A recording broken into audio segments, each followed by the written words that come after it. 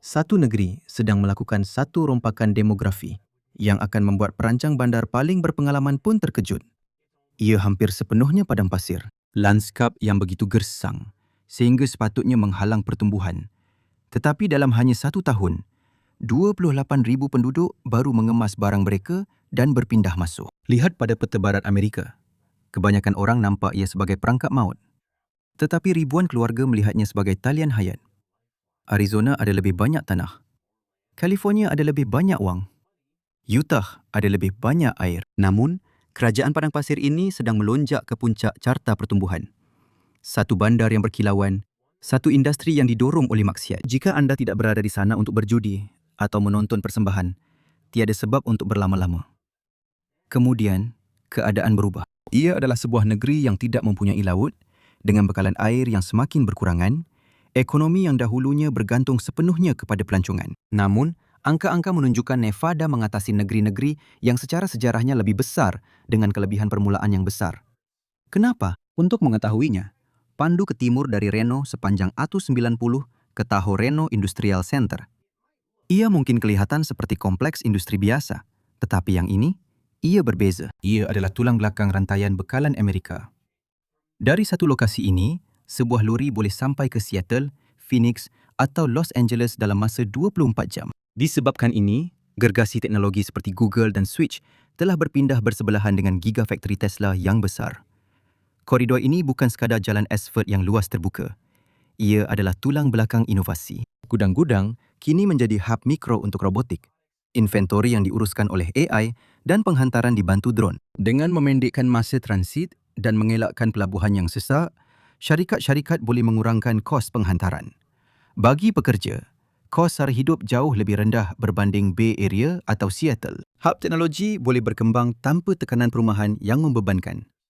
Syarikat permulaan di Reno kini mempunyai akses kepada bakat tanpa ulang-alik harian yang memeritkan. Ia adalah ekosistem teknologi mini di tengah-tengah padang pasir. Clark County sedang dibina semula sepenuhnya. Nevada Selatan kini bukan sekadar tempat untuk perjalanan hujung minggu. Ia sedang berubah menjadi hub perniagaan. Syarikat global mendapat cara untuk terus berhubung dengan pelabuhan pantai barat tanpa kos yang membebankan dan kesesakan bandar-bandar pesisir. Dan wang sedang mengalir masuk. Dalam hanya setahun yang lalu, berbilion-bilion telah mengalir ke Henderson dan North Las Vegas untuk mengukuhkan rantaian bekalan Amerika. Nevada menggunakan cukai yang rendah dan proses kertas kerja yang pantas untuk membolehkan pertumbuhan pesat yang hampir mustahil ditemui di tempat lain di barat. Automasi, tenaga hijau, syarikat teknologi gergasi, semuanya sedang tertarik ke padang pasir. Semua ini adalah sebahagian daripada rancangan oleh Las Vegas Global Economic Alliance. Mereka telah menjadi bahagian penting dalam fasa pengembangan semasa ini. Menjelang tahun 2027, padang pasir ini boleh menjadi kuasa besar dalam pembuatan Amerika. Tetapi itu semua hanya di permukaan sahaja. Salah satu faktor terbesar tersembunyi di dalam tanah. Nevada terletak di atas perak baharu, lithium. Thacker Pass, yang terletak di sekitar Humboldt County, menyimpan simpanan lithium terbesar yang diketahui di Amerika Syarikat. Lembah tunggal ini boleh membekalkan cukup lithium untuk menggerakkan 800,000 kenderaan elektrik setiap tahun. Nevada ialah bahan api EV untuk abad pengangkutan yang akan datang. Tetapi, membina masa depan berkuasa bateri memerlukan sejumlah besar elektrik. Dan di padang pasir, itu adalah satu masalah. Namun, untuk memenuhi permintaan itu, Nevada sedang mengambil tindakan. Ia adalah satu-satunya negeri di barat yang secara agresif membina semula keseluruhan gridnya. Projek utama ialah Green Link West, satu talian penghantaran voltan tinggi sepanjang 472 batu yang akan menghubungkan Las Vegas terus ke Reno. Lebuh raya tenaga yang besar ini dibina untuk menghantar sejumlah besar tenaga boleh diperbaharui dari ladang solar di padang pasir terus ke hub teknologi di utara Nevada. Dan itu menarik perhatian satu lagi industri. Pusat data boleh menggunakan sehingga 10% daripada elektrik dunia menjelang tahun 2030. Itu adalah sebanyak tenaga yang digunakan oleh sebuah negara industri utama seperti Jepun dalam setahun. Dengan tanah yang luas dan peraturan yang stabil, Nevada telah menjadi lokasi utama untuk kemudahan-kemudahan ini. Untuk memastikan pelayan-pelayan ini beroperasi sepanjang hari, Nevada sedang membina Gemini Solar Project. Terletak di luar Las Vegas, ia berfungsi sebagai bateri berkapasiti 1.4 gigawatt jam. Walaupun negeri ini masih bersambung dengan rangkaian tenaga California, Projek ini membolehkan Nevada memisahkan pertumbuhan industrinya daripada grid California yang terlalu sesak dan sudah tua di sebelahnya. Dengan menjana hampir 950 megawatt daripada loji geotermal sendiri, cukup untuk 700,000 rumah Nevada boleh membekalkan tenaga kepada sektor industri dan teknologinya yang sedang berkembang tanpa bergantung kepada California. Penemuan terbesar dalam hal ini berlaku di Humboldt County, di Project Red. Fervo Energy membina sistem geotermal di pertingkatkan komersial pertama di Amerika Syarikat dengan memanfaatkan batuan panas yang dalam untuk menjana tenaga. Mereka telah menandatangani perjanjian utama untuk membekalkan pusat data besar Google. Ia adalah projek bernilai berjuta-juta dolar yang memberi manfaat kepada alam sekitar. Ia menggunakan sistem gelung tertutup yang hampir tidak menggunakan sebarang air. Haba bawah tanah yang sama yang memacu ledakan tenaga di Nevada juga secara senyap-senyap mengurangkan tekanan terhadap sumber air di negeri itu. Beginilah rupa negeri yang paling pesat membangun dari dalam. Grid sedang dibina semula dari awal untuk membekalkan tenaga kepada industri yang tidak wujud di sini 5 tahun lalu. Sambil Nevada membina infrastruktur fizikalnya, ia juga sedang mengubah semula infrastruktur undang-undangnya. Selama 1 abad, Delaware menguasai korporat Amerika. Jika anda memulakan syarikat besar, anda akan mendaftar di sana. Tetapi satu gerakan baru sedang muncul, Dexit. Syarikat-syarikat sedang menarik diri. Ia satu penghijrahan besar-besaran dan hanya ada satu tempat yang mereka tuju. Gergasi modal teroka dan syarikat awam seperti Fidelity National Financial, Roblox dan AMC Networks sedang meninggalkan Delaware dan memindahkan ibu pejabat undang-undang mereka ke Nevada. Kenapa perubahan ini berlaku? Sebenarnya, Mahkamah Delaware telah menjadi tidak menentu. Mereka membatalkan pakej gaji CEO yang besar dan mempersoalkan kebebasan lembaga pengarah. Bagi pengasas dan pelabur, ia adalah mimpi ngeri. Tetapi Nevada melihat peluang di situ. Satu ruang untuk menyaingi negeri-negeri lain.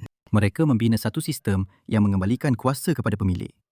Pengarah dilindungi daripada saman kecuali penipuan atau salah laku yang disengajakan dapat dibuktikan. Ia adalah perisai undang-undang yang kukuh untuk melindungi modal daripada campur tangan kehakiman yang berlebihan.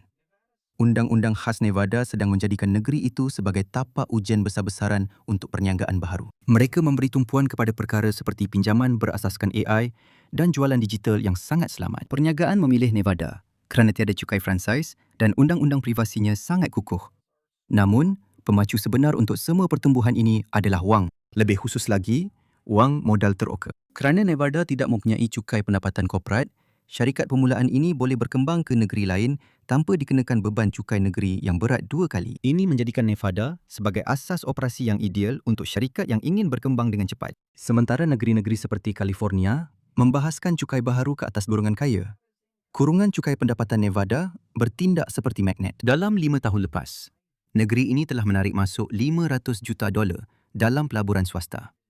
Itu adalah wang yang mungkin kekal di California jika bukan kerana cukai yang tinggi dan halangan peraturan di sana. Menjelang tahun 2030, Nevada dijangka menempatkan 10,000 syarikat baharu, menjadikan kerugian satu negeri sebagai pertumbuhan bagi negeri yang lain. Pemain utama bukan sahaja memindahkan ibu pejabat mereka, tetapi mereka juga memindahkan seluruh pasukan mereka. Apabila Roblox memindahkan domisil undang-undangnya ke Nevada, ia mencetuskan gelombang perkhidmatan sokongan.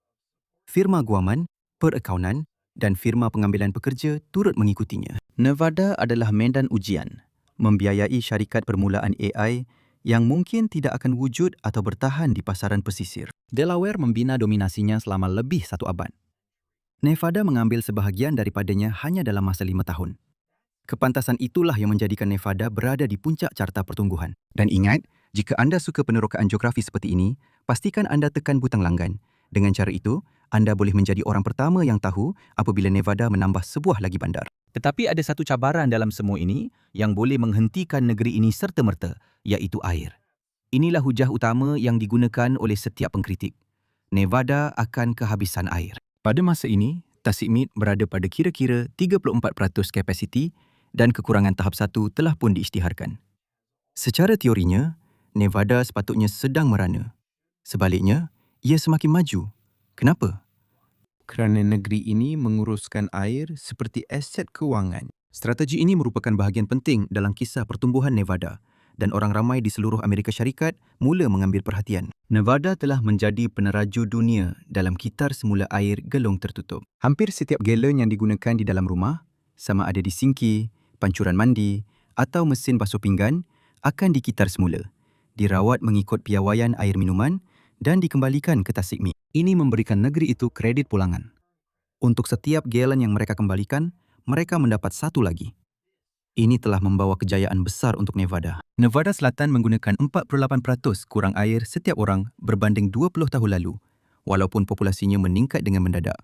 Pada dasarnya, mereka berdagang air. Padang pasir telah mengubah salah satu cabaran terbesarnya menjadi kelebihan tersembunyi.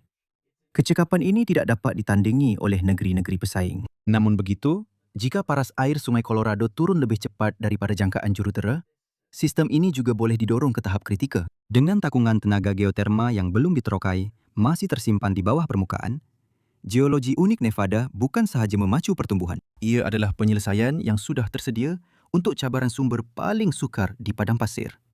Perkembangan pesat itu sedang mendorong negeri-negeri jiran untuk menghadapi cabaran mereka sendiri. Peribakan bandar di Arizona bermakna beribu-ribu batu paip baru, talian elektrik dan jalan raya dengan kos penyelenggaraan yang semakin meningkat. Setiap batu lebuh raya baru di kawasan Metro Phoenix menelan kos kira-kira $20 juta untuk dibina. Itu lebih daripada 2 kali ganda apa yang biasanya dibelanjakan oleh Nevada setiap batu untuk pengembangan lebuh raya di koridor yang berkembang lebih pesat. Kos logistik untuk memindahkan air juga merupakan beban besar. Mengepam air sejauh 336 batu ke atas dari Sungai Colorado melalui Central Arizona Project menggunakan tenaga yang cukup untuk membekalkan 100,000 rumah. Paip yang lebih pendek di Nevada hanya memerlukan sebahagian kecil daripada tenaga itu. Di daerah Pinal, Arizona, penyusutan air bawah tanah menyebabkan tanah itu sendiri tenggelam beberapa inci setiap tahun, menunjukkan perbezaan ketara dengan Nevada, di mana penurunan akuifer jauh kurang dramatik. Di sebelah timur, Utah sedang bergelut dengan halangan geografi yang berbeza. Koridor sempit Wasatch Front, di mana 80% daripada 3.55 juta penduduk negeri itu tinggal. Kos perumahan di Salt Lake County secara purata adalah $500 juta, hampir 2 kali ganda daripada kos perumahan median di Nevada. Daerah-daerah yang paling pesat membangun di Nevada. Lebih ke utara, kesesakan di Front Range di Colorado memerangkap 70% penduduknya, menyebabkan kos infrastruktur meningkat kepada $10 bilion untuk pembesaran lebuh raya di kawasan ngarai. Ia kira-kira 3 kali ganda daripada apa yang telah dibelanjakan oleh Nevada untuk penambahbaikan lebuh raya yang serupa di kawasan Reno dan Las Vegas. Malah Idaho berdepan dengan hutan yang mudah terbakar akibat kebakaran liar dan bekalan air yang terhad dari Sungai Snake. Itu bermakna utiliti mereka telah melaburkan kira-kira $800 juta setiap tahun ke dalam infrastruktur grid yang lebih luas dan ketahanan. Langkah mitigasi kebakaran liar dan penambahbaikan grid di Nevada sendiri telah menelan kos kurang daripada separuh jumlah itu. Setiap negeri yang pertumbuhannya sedang dipintas oleh Nevada meletakkan sistem yang ketat yang mengehatkan mereka. Sistem yang mereka tidak dapat ubah dengan cukup pantas. Nevada tidak mempunyai warisan yang menghalang, hanya kebebasan untuk bergerak dengan pantas. Kod Undang-Undang Nevada juga memacu ledakan bioteknologi. Negeri ini mempunyai senjata rahsia yang besar untuk syarikat yang banyak bergantung pada makmal. Ia tidak mengenakan cukai ke atas aset tidak ketara. Di California, pendapatan besar yang dijana daripada paten dan formula rahsia dikenakan cukai pendapatan korporat yang tinggi. Tetapi di Nevada, pendapatan itu dilindungi. Hasilnya, syarikat-syarikat berlumba-lumba membeli tanah yang luas untuk membina makmal berteknologi tinggi jauh dari pengawasan ketat pengawal selia di kawasan pantai. Pihak yang bukan pilihan sedang menang kerana pesaing-pesaingnya tercekik dengan kejayaan mereka sendiri. Semuanya bermula pada tahun 2023 apabila penggubal Undang-Undang California mula membahaskan cukai kekayaan baharu untuk menyelesaikan defisit bajet. Mereka menyasarkan nilai bersih penduduk kaya walaupun selepas mereka meninggalkan negeri itu. Tetapi Nevada menyediakan perlindungan berperlembagaan. Dokumen asas negeri itu secara efektif melarang cukai pendapatan pribadi, menjadikannya syurga bagi syarikat-syarikat besar. Kejutan sebenar berlaku apabila seorang bilioner memindahkan kediaman sah mereka ke Incline Village. Dalam sekelip mata, asas cukai seluruh daerah di California hilang.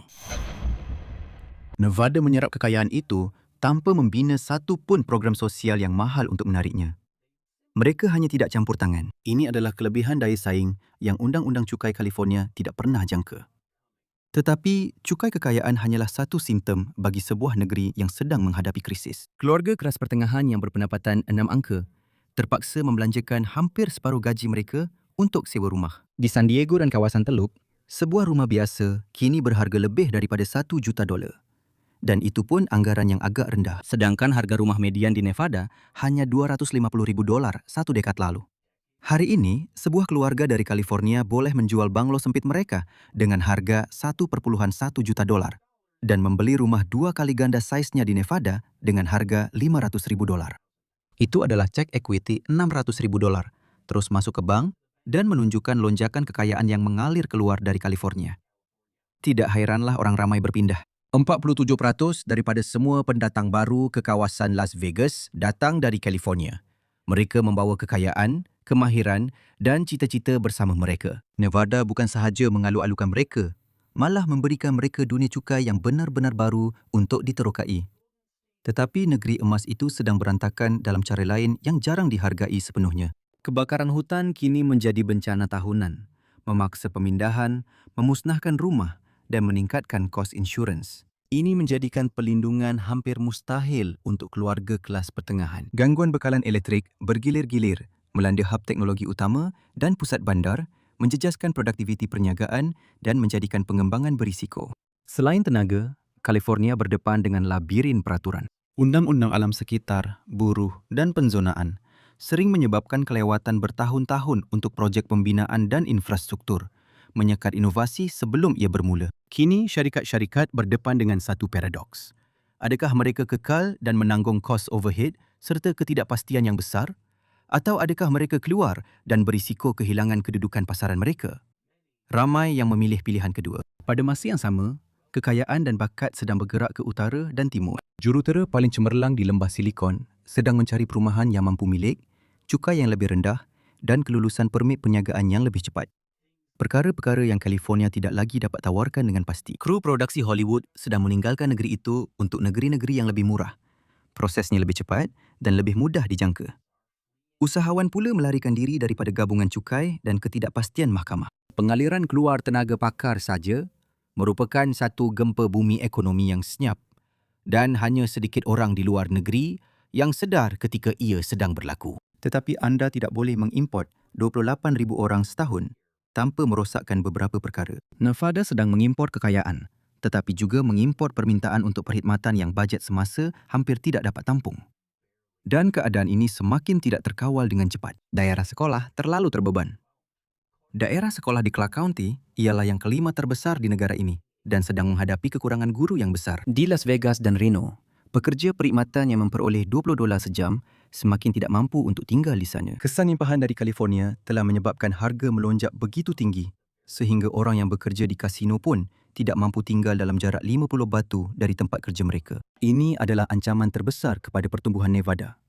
Jika pekerja kola biru tidak mampu tinggal di sini, hub teknologi dan logistik akhirnya akan kekurangan tenaga kerja. Negeri ini sedang cuba membuka tanah persekutuan untuk perumahan mampu milik, tetapi itu memerlukan kelulusan akta oleh Kongres.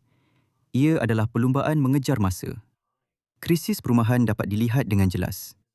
Krisis penjagaan kesihatan tidak begitu ketara. Pada masa ini, Nevada sedang menghadapi krisis tenaga kerja yang boleh melumpuhkan kebanyakan negeri. Ketika ini, ia jauh ketinggalan di belakang purata kebangsaan dalam penempatan kaki tangan perubatan, memerlukan ribuan lagi pekerja penjagaan kesihatan menjelang tahun 2030, hanya untuk memenuhi keperluan penduduk yang semakin meningkat. Untuk menyelesaikan masalah ini, Las Vegas tidak lagi hanya bergantung kepada perjudian kad. Ia kini bertaruh pada penyelidikan klinikal. Sebuah bangunan pendidikan perubatan baharu bernilai $150 juta sedang dibina di daerah perubatan Las Vegas. Matlamatnya adalah untuk menjadikan daerah itu sebagai inkubator biosains, tempat di mana penyelidikan makmal menjadi rawatan sebenar dalam beberapa bulan, bukan bertahun-tahun. Pada masa ini, Nevada memperoleh kira-kira $20 bilion setiap tahun daripada penjagaan kesihatan, menjadikan sektor ini sebagai pemacu pertumbuhan yang semula jadi. Ia dijangka akan membawa masuk $300 juta dalam hasil setiap tahun, mewujudkan laluan kejaya yang stabil dan bergaji tinggi yang tidak bergantung kepada berapa ramai orang yang duduk di meja blackjack. Seiring dengan penjagaan kesihatan, Nevada sedang melabur dalam pendidikan dan latihan vokasional yang disesuaikan dengan ekonomi baharunya. Universiti Nevada bekerjasama dengan syarikat tenaga boleh diperbaharui untuk melatih jurutera, juruteknik makmal dan pakar yang boleh terus memasuki sektor tenaga bersih yang sedang berkembang di negeri itu. Namun, walaupun pertumbuhan Nevada yang luar biasa itu, ia tetap mempunyai hadnya. Sistem kitar semula dan simpanan air Nevada memberikannya sedikit ruang bernafas. Satu kelebihan yang tidak dinikmati oleh negeri-negeri lain. Tetapi Biro Penambakan telah mencadangkan pengurangan besar-besaran pada agihan air Sungai Colorado jika negeri-negeri tidak dapat mencapai persetujuan tidak lama lagi. Dengan mengambil pemotongan itu secara sukarela, Nevada meletakkan dirinya sebagai pihak yang bertanggungjawab di meja rundingan, mencabar kerajaan persekutuan untuk memaksa pemotongan yang lebih besar ke atas jirannya seperti California dan Arizona. Jika Sungai Colorado terus menurun, sistem gelung tertutup pun tidak akan mencukupi. Pemotongan semakin meningkat, dan ini adalah risiko gangguan bekalan elektrik. Jika paras air turun terlalu rendah, turbin di empangan Hoover akan berhenti berputar, menghentikan pertumbuhannya serta-merta. Sekarang ini, Nevada sebenarnya hanya menunggu satu perubahan dasar dan satu musim sejuk yang kering sebelum keajaiban itu berakhir. Jadi, mereka tidak boleh membazirkan ruang atau air. Dan berjiran dengan salah satu negeri terkaya yang setengah orang panggil Kala Amerika, Nevada tidak mampu bergerak perlahan. Ledakan negeri itu bergantung pada dua perkara. California kekal bermasalah dan sungai itu terus mempunyai air. Jika California berjaya menyelesaikan masalah perumahan dan cukainya sendiri, aliran masuk ke Nevada boleh terhenti serta-merta. Dan jika kejuruteraan gagal menyaingi kepanasan, padang pasir akan mengambil semula apa yang telah hilang. Tetapi di Mojave, ruang untuk kesilapan amatlah tipis. Itu menjadikan pertumbuhan Nevada lebih luar biasa dan juga lebih rapuh. Terima kasih kerana bersama saya hari ini. Saya harap anda menikmati video ini dan jika anda ingin melihat lebih banyak video seperti ini, sila pertimbangkan untuk melanggan dan aktifkan notifikasi. Itu memang banyak membantu. Terima kasih sekali lagi dan jumpa lagi lain kali di Mappack. Ada satu tempat di Amerika di mana anda boleh membunuh dan terlepas begitu sahaja dan ia bukanlah tempat tersembunyi. Bayangkan, anda sedang mendaki di Backler River Trail di Yellowstone. Anda berada jauh di dalam hutan, 10 batu dari jalan terdekat. Anda melintasi anak sungai kecil yang tidak bertanda. Dan tanpa anda sedari, anda telah melangkah keluar dari Wyoming dan masuk ke Idaho. Pokok-pokok kelihatan sama. Udara tetap nipis. Tetapi dari segi undang-undang, semuanya baru sahaja berubah. Dan kawasan ini dikenali sebagai zon maut. Di sini, kebanyakan orang risau tentang beruang, bukan perlembagaan. Tapi itulah perkara yang sepatutnya mereka risaukan. Kerana di kawasan hutan tertentu ini, undang-undang gagal bukan kerana ia lemah. Ia gagal kerana ia mengikut peraturannya sendiri dengan sempurna. Dan di situlah ia menjadi berbahaya. Yellowstone ialah sebuah jentera yang diurus rapi, menjana ratusan juta dalam perbelanjaan pelancongan setiap tahun. Tetapi di satu sudut taman ini, sistem ini berdepan dengan sesuatu yang tidak dapat diselesaikannya. Anda tidak lagi berurusan dengan undang-undang negeri. Anda berada di kawasan persekutuan, yang bermaksud FBI dan Jabatan Kehakiman adalah pihak yang bertanggungjawab. Dokumen yang memberi mereka kuasa itu adalah sebab utama mereka mungkin tidak dapat menggunakannya. Dan di situlah masalahnya bermula. Perlembagaan adalah senarai prosedur.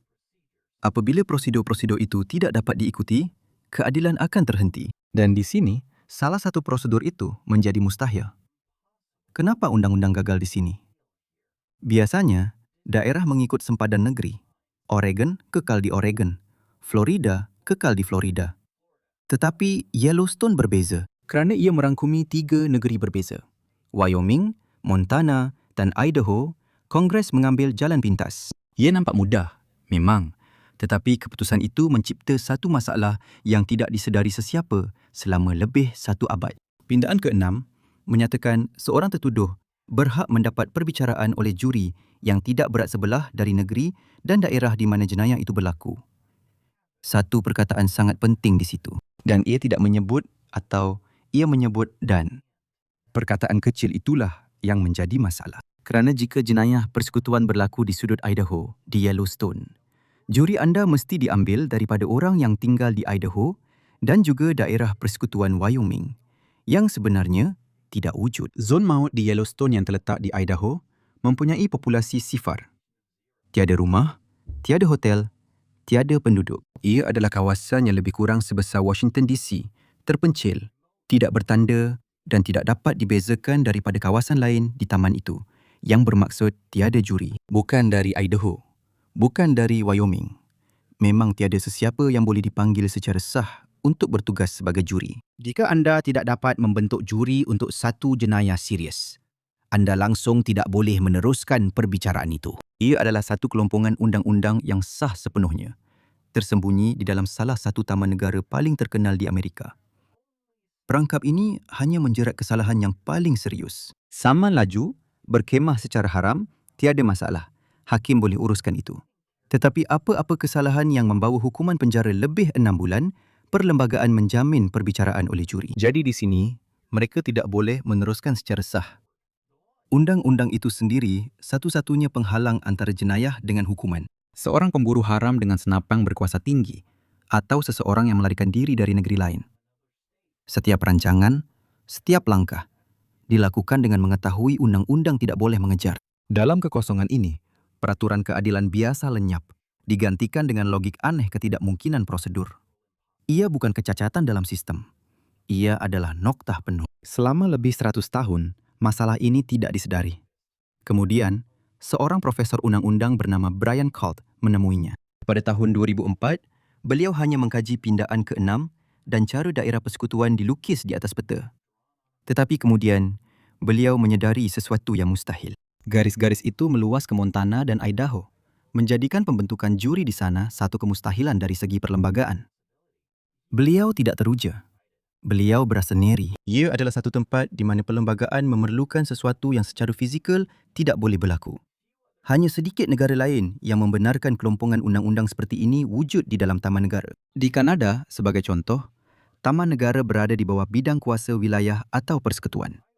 Tetapi daerah perbicaraan sentiasa dilakar supaya juri boleh dibentuk. Walaupun di kawasan yang paling terpencil, kerajaan tetap merancang untuk sebarang kemungkinan. Amerika Syarikat menonjol kerana perlembagaan adalah mutlak. Tetapi hak mutlak bertembung dengan geografi fizikal mewujudkan satu kelompongan yang unik di dunia maju. Pada tahun 2005, Colt menerbitkan satu kertas kerja bertajuk The Perfect Crime. Bukan untuk menggalakkannya, sudah tentu, tetapi untuk memaksa seseorang membetulkannya. Dia menghantar salinan kepada Jabatan Kehakiman, Peguam Persekutuan Amerika Syarikat di Wyoming dan ahli-ahli Kongres. Dia menjangkakan maklum balas yang cepat. Sebaliknya, dia hanya mendapat kesunyian. Jabatan Kehakiman mengambil pendirian tidak rasmi yang pada dasarnya mengabaikan masalah itu. Lompang undang-undang itu tidak wujud, sehinggalah mahkamah mengatakan ia wujud. Mereka berhujah bahawa mereka boleh memindahkan perbicaraan atau mencari jalan penyelesaian lain. Tetapi Colt tahu, itulah bukan cara pindaan ke-6 berfungsi. Anda tidak boleh sekadar memindahkan perbicaraan hanya kerana perlembagaan menyusahkan. Itulah sebenarnya tujuan rang undang-undang hak direka untuk menghalang perkara itu. Colt mula risau bahawa kertas kerjanya akan menjadi manual untuk jenayah. Dia telah menyenaraikan koordinat yang tepat dan hujah undang-undang yang diperlukan untuk bebas daripada tuduhan membunuh. Yellowstone berubah daripada sebuah tempat keajaiban semula jadi kepada sebuah tempat misteri undang-undang. Kertas kerja Colt menjadi sensasi viral, menjadi subjek novel dan rancangan TV. Tetapi, walaupun zon maut itu terkenal, status undang-undang sebenar tanah tersebut masih tidak berubah. Terdapat contoh sebenar bagaimana perkara ini berlaku. Pada tahun 2005, seorang lelaki bernama Mike Beldurin telah ditangkap kerana memburu secara haram di bahagian Montana di Yellowstone. Dia bukan pembunuh, hanya seorang pemburu yang menembak seekor rusa jantan besar di tempat yang tidak sepatutnya. Apabila kes itu dibawa ke mahkamah, peguamnya membangkitkan kelompongan undang-undang yang ditemui oleh Brian Colt. Mereka berkata, dia sepatutnya mendapat juri dari Montana, bukan Wyoming. Hakim menolak permintaan itu serta-merta. Kerajaan bersetuju dengan perjanjian pengakuan bersalah. Beldurin dijatuhkan hukuman penjara 4 tahun, serta denda dan bayaran ganti rugi. Sebagai sebahagian daripada perjanjian itu, dia bersetuju untuk tidak membuat rayuan mengenai isu zon maut ke mahkamah yang lebih tinggi. Beginilah cara sistem menangani kelemahan yang diketahui. Masalah itu dikawal secara senyap, hanya menangani simptom dan membiarkan kelompongan undang-undang itu terus wujud. Lubang seluas 50 batu persegi itu masih belum banyak diuji. Ibarat bom jangka perlembagaan yang menunggu masa untuk meletup di kawasan pedalaman. Kerajaan bernasib baik dengan Beldurin. Tetapi zon maut itu tidak memerlukan seorang tertuduh yang bekerjasama. Ia hanya memerlukan seseorang yang lebih arif tentang undang-undang berbanding pendakwa raya dan koordinat kawasan seluas 50 batu persegi di Idaho yang Brian Colt jadikan terkenal untuk sesiapa sahaja temui. Koordinat itu adalah umum. Hujah undang-undang itu telah diterbitkan. Sesiapa yang sanggup membaca boleh masuk ke hutan itu dengan mengetahui dengan tepat apa yang undang-undang boleh dan tidak boleh lakukan terhadap mereka. Dan selama bertahun-tahun, perkara ini kekal sebagai teori. Dan kemudian, ia mula menjadi kenyataan. Katakanlah, secara hipotesis, seseorang mengkaji kertas kerja CULT selama seminggu. Mereka mencetak koordinat itu. Mereka memandu ke Beckler Trailhead, berjalan kaki sejauh 10 batu ke dalam, melakukan jenayah yang telah mereka rancang selama berbulan-bulan. Dengan mengetahui bahawa apabila penyiasat tiba, panggilan pertama bukanlah kepada seorang syarif. Ia akan dibuat kepada seorang profesor undang-undang perlembagaan dan profesor itu akan memberitahu mereka perkara yang sama yang CULT beritahu DOJ pada tahun 2005. Tiada juri yang boleh dipanggil. Pada tahun 2021, kehilangan Gabby Petito telah menarik perhatian seluruh dunia. Mayatnya kemudian ditemui berhampiran kawasan Yellowstone. Tiba-tiba, orang ramai mula bertanya, bagaimana jika ia berlaku hanya beberapa batu ke barat? Bagaimana jika ia berlaku di zon maut? Kejadian tragedi berprofil tinggi yang begitu dekat dengan zon maut telah menjadikannya bukan lagi sekadar isu akademik. Ia membuat orang sedar bahawa pindaan ke-6 sepatutnya melindungi integriti sistem. Tetapi apabila ia rosak akibat kesilapan peta, ia gagal melindungi mangsa yang paling memerlukannya. Kes Fallow-Deble memberikan kaitan yang lebih langsung dengan Yellowstone. Tylee Ryan dan J.J. Fallow, dua anak kepada Lori Fallow, kali terakhir dilihat masih hidup pada 8 dan 22 September 2019 di dalam taman itu. Jika kanak-kanak itu telah diapa-apakan dalam zon tersebut, pihak pendakwaan akan berdepan dengan mimpi ngeri perlembagaan. Kes Fallow-Deble akhirnya dibicarakan di Mahkamah Negeri kerana mayat-mayat itu ditemui di tanah persendirian di Idaho. Tetapi senario bagaimana jika masih menghantui penyiasat persekutuan. Pada tahun 2022, penggubal Undang-Undang Idaho, Colin Nash, cuba melakukan perkara itu. Beliau mengemukakan permintaan rasmi meminta Kongres untuk menetapkan semula sempadan itu. Ia adalah penyelesaian tepat yang dicadangkan oleh Brian Colt pada tahun 2005. Ia telah diluluskan di peringkat negeri, kemudian sampai ke Washington dan tiada apa-apa yang berlaku. Peta inilah yang bermasalah dan penyelesaiannya mudah. Pindahkan bahagian Idaho itu ke dalam daerah Idaho. Satu ayat undang-undang sahaja. Itu sahaja. Bagi Badan Perundangan Idaho, ini adalah soal keselamatan awam. Bagi Kongres, ia hanyalah kesilapan pentadbiran yang tidak berbaloi untuk dibincangkan di Dewan. Ini adalah masalah berulang dalam cara kerajaan persekutuan menguruskan taman negara. Oleh kerana tanah itu milik persekutuan, negeri-negeri mempunyai kuasa yang terhad untuk memaksa perubahan. Dan kerana kawasan-kawasan itu terpencil, orang-orang di DC hampir tidak merasakan sebarang tekanan politik untuk bertindak. Akhirnya, wujudlah satu sistem di mana peta itu rosak, tetapi orang yang memegang pena enggan melukis garisan baru. Colin Nash meletak jawatan dari Badan Perundangan Idaho pada tahun 2024. Meninggalkan jawatannya dengan zon maut itu masih terbuka luas. Walaupun seorang penggubal undang-undang telah melakukan kerja, menyediakan penyelesaian dan membina kata sepakat, kelembapan kerajaan persekutuan lebih kuat daripada undang-undang itu sendiri. 20 tahun, satu kertas kerja, tiada tindakan. Taman negara yang paling banyak dikunjungi di Amerika mempunyai satu kelemahan perlembagaan. Dan Washington telah mengetahuinya sepanjang masa. Ini bukan ketidakcakapan birokrasi. Seseorang telah melihat masalah itu, memahaminya dan memutuskan bahawa kos politik untuk mengakui kesilapan itu lebih tinggi daripada risiko membiarkannya terbuka. Sebab pertama, untuk perkara ini ialah kekurangan keuntungan politik. Melaraskan sempadan kehakiman tidak akan memenangi pilihan raya. Tiada pelobi membiayai kempen untuk pembaharuan sempadan taman negara. Zon maut menjadi mangsa kepada ketidakaktifan itu.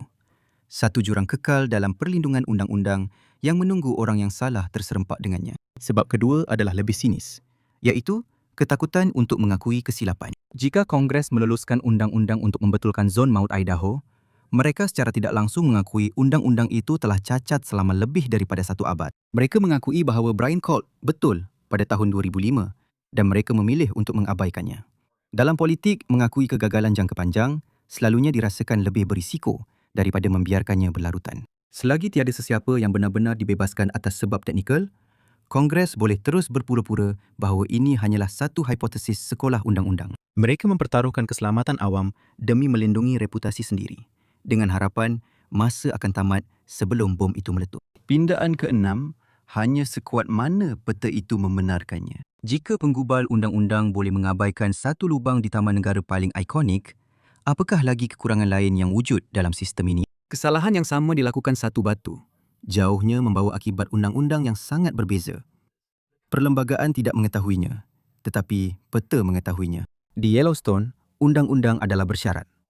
Brian Colt pernah berkata bahawa satu-satunya perkara yang akan membetulkan ini ialah baju berdarah. Seseorang mungkin perlu melakukan jenayah ganas, berdiri di hadapan hakim dan melihat kes itu digugurkan kerana juri tidak dapat dibentuk. Hanya pada masa itu, apabila tajuk utama menjerit tentang seorang pembunuh terlepas bebas, barulah Kongres akan merasakan tekanan yang diperlukan untuk meluluskan satu ayat undang-undang yang mudah. Sehingga kegagalan awam yang memalukan itu berlaku, sistem lebih suka memandang ke arah lain dan berpura-pura bahaya itu tidak wujud.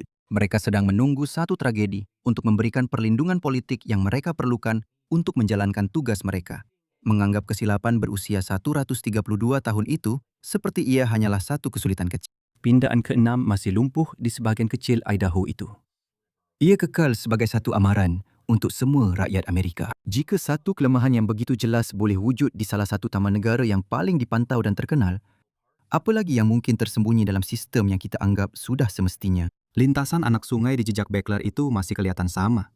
Pokok-pokok masih di tempat asal, dan undang-undang juga masih tidak berubah. Akhirnya, birokrasi itu mungkin perkara paling berbahaya di dalam hutan itu. Terima kasih kerana bersama saya hari ini. Saya harap anda menikmati video ini. Dan jika anda ingin melihat lebih banyak video seperti ini, sila pertimbangkan untuk melanggan dan aktifkan notifikasi. Ia memang banyak membantu. Terima kasih sekali lagi dan kita jumpa lagi lain kali di Mappack. Texas, negeri bintang tunggal. Dengan bandar-bandar yang pesat membangun, kemasukan penduduk baru yang ramai dan babeku yang hebat. Sebuah tempat di mana segala-galanya lebih besar dan lebih baik, tetapi masih murah daripada yang disangka, dengan hampir tiada cukai. Itulah reputasinya. Tetapi realitinya jauh lebih rumit. Malah, satu kajian oleh CNBC pada tahun 2023 mendapati bahawa Texas adalah negeri paling teruk untuk didiami di Amerika. Hanya sedikit lebih baik daripada padang pasir Arizona yang panas terik. Bagaimana itu boleh berlaku? Mari kita lihat dengan lebih dekat tentang kebenaran mengenai Texas yang tidak dibincangkan oleh sesiapa. Kita mulakan dengan perkara asas, iaitu cuaca. Walaupun anda mungkin fikir cuaca di Texas lebih sederhana berbanding banyak negeri lain, terutamanya jika anda kini tinggal di utara negara yang sejuk membeku. Cuacanya juga boleh menjadi sangat ekstrim. Negeri ini terletak betul-betul di tengah kawasan yang dikenali sebagai Tornado Alley, yang mana seperti namanya, sering berlaku puting beliung. Pada asasnya, banyak puting beliung melaluinya, memusnahkan segala-galanya di laluan mereka. Sebenarnya, Texas berada dalam 5 negeri teratas di seluruh negara untuk jumlah puting beliung terbanyak, dengan purata sekitar 120 puting beliung setahun. Atau dalam kata lain, satu puting beliung setiap 3 hari. Penduduk Texas Utara terutamanya perlu mempunyai akses kepada tempat perlindungan bawah tanah yang berdekatan kerana mereka lebih kerap dilanda puting beliung berbanding kebanyakan tempat lain. Walaupun anda kebanyakannya boleh melindungi diri daripada puting beliung dengan bersembunyi di bawah tanah, anda tidak boleh membawa seluruh rumah anda bersama anda. Dan angin berkelajuan 250 batu sejam, iaitu 402 km sejam, boleh meranapkan bumbung dan dinding rumah. Itu bermakna, kecuali anda mempunyai insurans puting beliung yang benar-benar menyeluruh, biasanya tambahan dan khusus, yang jarang berlaku seperti yang anda akan lihat nanti, puting beliung boleh menyebabkan kerosakan yang dahsyat kepada keuangan anda. Jika anda berada di Tenggara, anda tidak perlu terlalu risau tentang puting beliung. Tetapi anda akan terjejas teruk oleh taufan. Hampir tiada satu pun sudut negeri yang terlepas daripada bencana alam. Oleh kerana Texas terletak betul-betul di pesisir Teluk Amerika, dahulunya dikenali sebagai Teluk Meksiko. Ini bermakna kawasan pantai dan juga beberapa bandar pedalaman sangat terdedah. Oleh kerana beberapa bandar terbesar di Texas, termasuk Houston, bandar keempat terbesar di negara ini, terletak betul-betul di pesisir pantai, itu menimbulkan masalah besar. Pada 25 Ogos 2017, taufan Harvey melanda daratan di timur laut Corpus Christi setelah bertukar menjadi taufan kategori 4 ketika menuju ke pantai Texas. Tiupan angin kencang telah merosakkan lapangan terbang antarabangsa dan menyebabkan kerosakan teruk kepada bandar-bandar pesisir, memusnahkan ratusan rumah dan perniagaan di kawasan Rockport dan Fulton. Bekalan air dan elektrik terputus selama berminggu-minggu. Sesuatu yang anda akan lihat bukanlah perkara luar biasa di Texas. 103 orang meninggal dunia di negeri itu. Dan Pentadbiran Lautan dan Atmosfera Kebangsaan NOAA menganggarkan jumlah keseluruhan kerosakan adalah sekitar $125 bilion, walaupun ada anggaran yang lebih tinggi. Malangnya, musim taufan mungkin akan menjadi semakin teruk dari masa ke masa akibat perubahan iklim, menjadikan kehidupan di pesisir Texas agak berisiko. Dan jika semua itu masih belum cukup, disebabkan oleh keadaan kering dan panas di sebahagian besar kawasan negeri, Texas sering dilanda kebakaran hutan. Pada Februari 2024, Kebakaran Smokehouse Creek tercetus selepas tiang utiliti menjatuhkan talian elektrik. Ia dengan pantas meliputi lebih 1.1 juta ekar, 445,154 hektar hanya dalam masa seminggu, membakar kawasan yang sedikit lebih besar daripada Rhode Island. kemusnahan itu begitu dahsyat Sehingga ia menjadi kebakaran terbesar dalam sejarah Texas dan kebakaran ke-9 terbesar dalam sejarah Amerika Syarikat. dan kita belum pun menyebut tentang hujan batu sebesar bola golf, Banjir kilat dan ribut petir. Pelbagai bencana ini sudah tentu telah mula menjejaskan keupayaan pemilik rumah untuk mendapatkan insurans. Risiko daripada cuaca ekstrim semakin meningkat akibat perubahan iklim Dan banyak syarikat insurans mengenakan premium yang sangat tinggi di Houston dan kawasan pantai sekitarnya, atau bahkan enggan memberi insurans kepada pemilik rumah sama sekali. Menurut Bankrate, Texas kini merupakan negeri ke-6 termahal untuk insurans rumah, dengan purata premium tahunan lebih $4,000 untuk rumah bernilai $300,000. laman web insurans Insurify percaya bahawa disebabkan cuaca yang semakin teruk, Texas akan naik ke tempat kelima menjelang akhir tahun 2025. jadi sejauh mana sebenarnya cuaca semakin teruk di negeri bintang tunggal itu? Jadi, NOAA telah menjejak tahap keterukan bencana alam di Texas dan menunjukkan bahawa pada awal tahun 2000-an, negeri itu mengalami kira-kira 2.5 bencana cuaca setiap tahun dengan kerosakan bernilai berbilion-bilion. Menjelang pertengahan tahun 2020-an, Jumlah itu meningkat kepada 8.5 bencana cuaca setiap tahun. itu telah memberi kesan yang serius bukan sahaja kepada penduduk lama di kawasan yang sering dilanda taufan, tetapi juga kepada ramai pendatang baru yang berpindah ke Texas kerana hartanah yang agak mampu milik. Kini, ramai yang berdepan dengan premium insurans yang sangat tinggi atau lebih teruk lagi, kemungkinan syarikat insurans enggan melindungi rumah mereka sama sekali pada tahun akan datang. kawasan lain di negeri ini menghadapi angin kencang. Amarillo, Texas sebenarnya disenaraikan sebagai bandar paling merangin di Amerika Syarikat. Disebabkan kekurangan tumbuh-tumbuhan dan kelembapan di kawasan tersebut, ribut debu boleh menjadi sangat dahsyat. Dan itu belum lagi kita sebutkan tentang udara. Tapi kita akan bincangkan itu sebentar lagi. Beginilah rupa Denton, Texas di tengah-tengah ribut debu. Peliknya, negeri yang sama yang sering mengalami kemarau juga sering dilanda banjir. Tetapi keadaan ekstrim ini juga bermakna penggunaan air kadang-kadang dihadkan untuk memastikan semua orang mendapat bekalan yang cukup. Tapi, sekurang-kurangnya, semasa musim panas Texas yang terik dan selalunya lembap, bergantung pada di mana anda berada. Anda boleh harapkan penghawa dingin untuk menyejukkan anda. Betul tak? Mungkin juga. Texas mempunyai grid elektrik yang unik dan bukan dengan cara yang baik.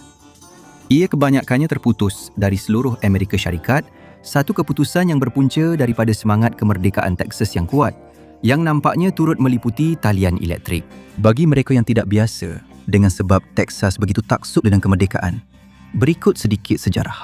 Texas pernah menjadi sebahagian daripada Meksiko, Sehingga ia memberontak dan mengisytiharkan dirinya sebagai sebuah republik merdeka.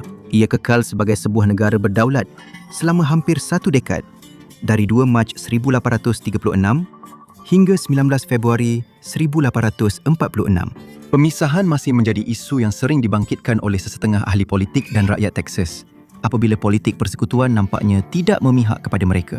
Satu tinjauan pada tahun 2024 oleh Redfield dan Wilton Strategies mendapati bahawa 33% rakyat Texas menyokong pemisahan. Walaupun itu bukan majoriti, ia sememangnya jumlah yang signifikan. Sejarah kemerdekaan ini telah mempengaruhi politik negeri sehingga ke hari ini.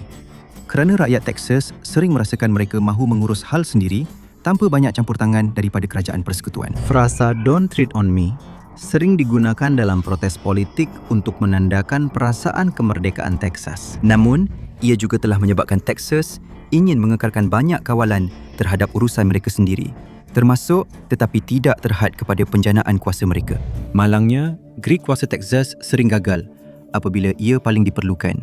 Sebahagiannya disebabkan oleh Majlis Kebolehpercayaan Elektrik Texas yang namanya agak ironik atau ERCOT. Grid ini terutamanya cenderung gagal semasa cuaca ekstrim, yang mana seperti yang telah kita bincangkan, Texas memang kerap mengalaminya. Anda mungkin masih ingat apabila negeri itu menjadi tajuk berita pada tahun 2021 kerana seluruh gridnya gagal berfungsi selama beberapa hari semasa Winter Storm Uri. Satu ribut salji melanda negeri itu, menurunkan salji setebal 3 hingga 6 inci, iaitu 7.6 hingga 15 cm salji di bandar-bandar seperti Dallas dan Austin. Mungkin itu tidak kedengaran seperti jumlah yang besar, tetapi di sebuah negeri yang tidak biasa dengan cuaca sebegitu, elektrik, pemanasan dan air penduduk terputus. Penduduk terpaksa menyalakan api dan berlindung di bawah selimut untuk mendapatkan kehangatan. Akhirnya, lebih daripada 200 orang meninggal dunia akibat kekurangan utiliti dan suhu yang sangat sejuk. Sejak saat itu, ramai penduduk Texas menjadi cemas tentang ribut salji atau cuaca sejuk yang bakal melanda. Saling mengingatkan untuk menyimpan air botol, makanan dan tisu tandas. Malah sebelum suhu turun di bawah paras beku, walaupun langsung tiada tanda ribut. Ia bukanlah petanda yang baik untuk negeri anda apabila termometer mencecah 25 darjah Fahrenheit, iaitu 4 darjah Celsius di bawah sifar, membuatkan rakyat bertukar menjadi golongan yang berjuang untuk terus hidup. Tapi sudah tentu, kerajaan negeri telah belajar daripada kesilapan mereka dan kini telah mengambil tindakan selepas kegagalan besar grid kuasa mereka yang diketahui umum. Sebenarnya, ada juga orang yang cuba dengan membawa syarikat elektrik ke mahkamah. Malangnya, mahkamah memutuskan bahawa grid kuasa milik persendirian di Texas tidak mempunyai kewajipan untuk membekalkan tenaga elektrik pada waktu krisis. Dan seolah-olah bagi Texas, grid yang tidak boleh dipercayai itu masih belum cukup, mereka juga menyahkawal selia harga utiliti mereka. Walaupun ini tidak menjadi masalah bagi mereka yang mempunyai kontrak tenaga kadar tetap, sesetengah penduduk Texas masih mempunyai kontrak kadar berubah, yang bermaksud apabila sukar untuk membekalkan tenaga, syarikat utiliti akan menaikkan harga mereka dengan banyak. Sebagai contoh, semasa Winter Storm Uri, Suruhanjaya Utiliti Awam di Texas membenarkan harga elektrik naik kepada $9 setiap kilowatt jam berbanding harga biasa 12 sen setiap kilowatt jam, iaitu peningkatan sebanyak 7,400%. Ini bermakna kos perumahan yang agak murah di Texas dengan harga median sebanyak $339,500 pada tahun 2025 mungkin tidak begitu berbaloi. Tapi mari kita alihkan perhatian daripada isu-isu besar di Texas seketika untuk fokus kepada sesuatu yang lebih kecil, jauh lebih kecil. Dan itu adalah burung negeri Texas. Seperti yang digelar oleh sesetengah penduduk tempatan, juga dikenali sebagai lipas. Adakah anda tahu bahawa Houston telah disenaraikan sebagai bandar paling kotor di Amerika Syarikat? Ia mendapat gelaran itu atas beberapa sebab. Tahap pencemaran yang tinggi, kurang kebersihan dan lipas. Bandar ini menduduki tempat pertama di seluruh negara untuk serangan lipas di rumah. Dan serangan ini bukan sahaja terhad di Houston, malah bukan hanya lipas sahaja. Terdapat juga kumbang besar, nyamuk sebesar pepatung, kalajengking, semut api dan tarantula. Seperti kata seorang pengulas dalam talian yang lahir dan dibesarkan di Texas, kebanyakan fauna di sini akan menggigit, menyengat atau mengejar anda naik ke pokok. Tetapi mesti ada sebab lain ramai orang berpindah ke sini, termasuk Elon Musk yang terkenal memindahkan ibu pejabatnya ke negeri ini, sebahagiannya untuk mengelak cukai tinggi di California. Mungkin sebab cukai? Sebab Texas tiada cukai pendapatan negeri. Ini mungkin nampak seperti semua orang mendapat wang percuma, kecuali cukai masih perlu dikutip dari suatu tempat. Kerana sebuah negeri, terutamanya yang sebesar Texas, masih perlu berfungsi. Jadi dari mana datangnya wang itu? Jawapannya ialah cukai harta. Texas mempunyai antara cukai harta tertinggi di negara ini dengan median sebanyak 1.67% dan purata 1.9% berbanding kadar median AS iaitu 1.02%. Ini bermakna bil cukai harta tahunan median di Texas adalah sedikit kurang daripada $4,000 berbanding kos seluruh negara sebanyak $2,400. Tetapi itu bukan satu-satunya cukai tinggi yang ada di negeri ini. Ia juga mempunyai salah satu kadar cukai jualan tertinggi, iaitu sebanyak 6.25%. Beberapa majlis perbandaran tempatan juga menambah sehingga 2% surcharge ke atasnya. Bermakna terdapat kawasan di Texas di mana anda boleh membayar sehingga 8.25% cukai jualan untuk hampir setiap pembelian. Itu menjadikan cukai jualan seluruh negeri berada di kedudukan ke-13 di seluruh negeri Amerika Serikat. Walaupun itu tidak mengambil kira tambahan 2% yang dikenakan oleh banyak kawasan tempatan dan perniagaan. Jadi walaupun tiada cukai pendapatan negeri, orang ramai mungkin tidak akan berjimat banyak pun dengan berpindah ke Texas disebabkan oleh semua kos tersembunyi yang lain. Belum lagi, cukai harta yang tinggi digunakan untuk hampir semua perkara yang biasanya dibiayai oleh cukai negeri, menyebabkan masalah lain, terutamanya dengan sekolah-sekolah. Di kebanyakan kawasan di Amerika Syarikat, cukai harta digunakan untuk membiayai sistem sekolah awam tempatan. Tetapi di Texas, wang itu digunakan untuk banyak perkara lain yang tidak dibiayai oleh cukai pendapatan yang tidak wujud, termasuk infrastruktur, sektor perkhidmatan awam dan penjagaan kesihatan. Akibatnya, Texas berada di kedudukan yang agak rendah dalam pendidikan awam dengan kebimbangan berterusan mengenai kualiti dan kandungan. Sepanjang 15 tahun yang lalu, negeri ini telah meluluskan beberapa undang-undang kontroversi yang secara ketat menentukan apa yang boleh dan tidak boleh diajar kepada pelajar, terutamanya mengenai topik yang mungkin bertentangan dengan kepercayaan agama Kristian yang ketat. Dalam beberapa kes, sekolah-sekolah malah telah diarahkan untuk menyampaikan maklumat yang palsu atau mengelirukan. Salah satu contoh terbaru adalah pada awal tahun 2025, apabila Senat Texas memperkenalkan 2 rang undang-undang 1 mewajibkan 10 perintah Tuhan dipamerkan di setiap bilik darjah, dan satu lagi mewajibkan masa khusus untuk berdoa semasa waktu persekolahan. Apabila penggubal undang-undang yang menentang rang undang-undang itu berhujah bahawa ia melanggar prinsip pemisahan antara agama dan negara, Badan Perundangan Texas bertindak dengan mengabaikan mereka dan meluluskan rang undang-undang tersebut. Dalam mempertahankan rang undang-undang itu, Senator Miss Middleton berkata, katanya, sekolah kita bukanlah zon bebas Tuhan. 166 pemimpin agama dan wakil daripada komuniti Yahudi, Muslim, Kristian, Sikh dan Buddha menandatangani surat membantah rang undang-undang 10 perintah Tuhan. Tetapi ia tidak banyak mengubah pendirian badan perundangan tersebut. Texas juga meluluskan undang-undang yang memberi ibu bapa dan lembaga sekolah lebih kuasa untuk mengharamkan buku dari perpustakaan sekolah. Mereka menekankan bahawa ini hanyalah untuk menghalang buku yang mengandungi kandungan berunsur bahasa kesat. Tetapi ramai pendidik bimbang bahawa ia sebenarnya akan mengharamkan buku yang mengandungi apa-apa kandungan berkaitan jantina dan seksualiti yang mungkin ditafsirkan sebagai bertentangan dengan prinsip Kristian. Dan mereka mempunyai alasan yang kukuh untuk bimbang tentang perkara itu. Memandangkan Texas juga telah mengharamkan inisiatif DEI di seluruh sistem pendidikan negeri. Ini termasuk mengharamkan sebarang latihan atau program yang merujuk kepada perkara seperti kaum, etnik, identiti jantina atau orientasi seksual, yang mana ramai orang bimbang akan menyukarkan lagi kehidupan pelajar dan pendidik daripada golongan minoriti. Satu kebenaran yang sering diulang oleh penduduk Texas ialah, walaupun negeri itu boleh menjadi tempat yang mesra untuk penganut Kristian, ia boleh menjadi jauh lebih sukar untuk mereka yang tidak beragama atau bukan Kristian sama sekali. Ini terutamanya benar di luar kawasan metro utama. PEN Amerika mendapati bahawa Texas berada di tempat ketiga di negara ini dalam hal buku yang diharamkan, dengan 12 daerah telah mengharamkan sejumlah 538 buku. Namun, itu bukan kerana tidak mencuba. Ibu bapa di Texas sering mencabar ketersediaan buku-buku tertentu di perpustakaan kerana Texas berada di tempat pertama di negara ini dalam cubaan mengharamkan buku. Terdapat 93 cubaan berasingan untuk mengharamkan lebih daripada 2,300 judul buku pada tahun 2022 sahaja. Dengan semua pengharaman buku dan undang-undang negeri yang mengganggu pendidikan, mungkin tidak mengejutkan bahawa satu kajian oleh Wallet Wallet Hub mendapati Texas adalah salah satu negeri yang paling kurang berpendidikan di negara ini, berada di kedudukan ke-41. Negeri itu juga berada di kedudukan ke-49 dari segi peratusan pemegang diploma di Amerika Syarikat.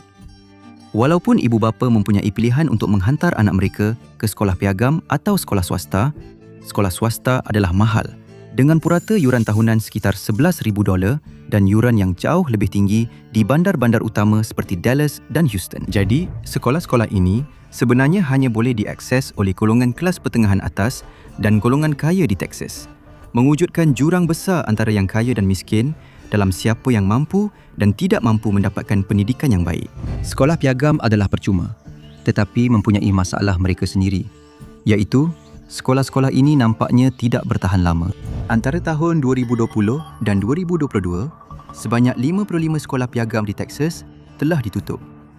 Walaupun pandemik sedang berlaku ketika itu, pelajar masih mengikuti pembelajaran dalam talian dan sekolah awam tidak mengalami kadar penutupan setinggi ini. Dan masalah ini bukan sahaja berlaku pada tahun-tahun pandemik. Akademi Jubilee San Antonio di Highland Park ditutup hanya 2 minggu selepas tahun persekolahan 2023 bermula. 210 pelajar dibiarkan tanpa tempat untuk pergi dan ibu bapa terpaksa mencari penyelesaian pendidikan pada saat-saat akhir. Data menunjukkan bahawa 1 daripada 4 sekolah piagam gagal dalam tempoh 5 tahun selepas dibuka. Dan dalam tempoh 10 tahun, 40% daripada sekolah-sekolah ini gagal secara keseluruhan. Antara sebabnya ialah pendaftaran pelajar yang rendah dalam hampir separuh daripada kes dan penipuan atau salah urus dalam 21.6% daripada kes. Dalam erti kata lain, ibu bapa di Texas secara purata sering terperangkap. Terpaksa memilih antara sekolah awam yang bermasalah dan mewajibkan doa, sekolah swasta yang mahal atau sekolah piagam yang mempunyai peluang separuh-separuh untuk ditutup di pertengahan tahun. Tiada satu pun pilihan yang ideal. Dan bagi ramai keluarga, ia sentiasa menjadi satu pertaruhan. Tetapi sekurang-kurangnya, mereka membayar cukai yang lebih rendah.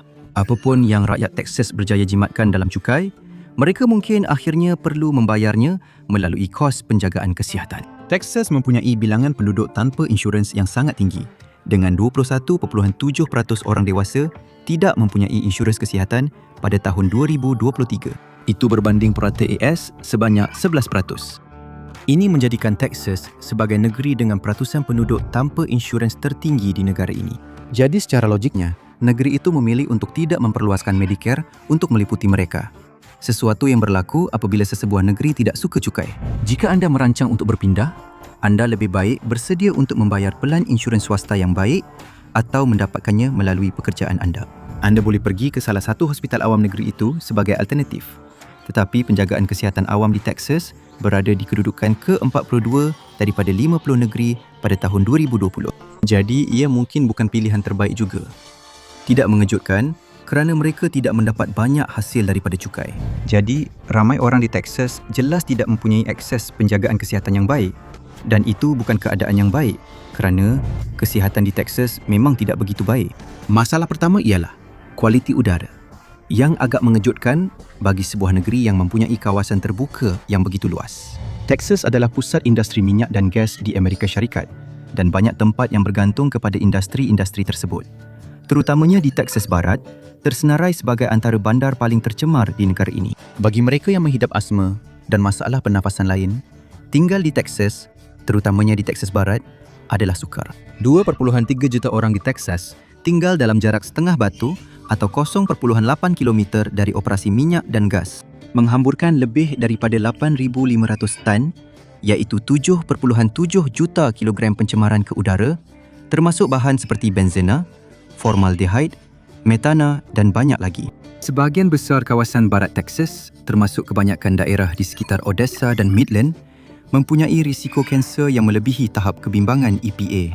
Dan jika itu belum cukup, Dallas disenaraikan sebagai bandar kedua terburuk di AS Serikat untuk penghidap alahan pada tahun 2023, disebabkan oleh jumlah debunga yang sangat tinggi dan keadaan berdebu di negeri itu secara amnya. Sebenarnya, ramai orang yang berpindah ke Texas mengalami alahan buat pertama kali dalam hidup mereka.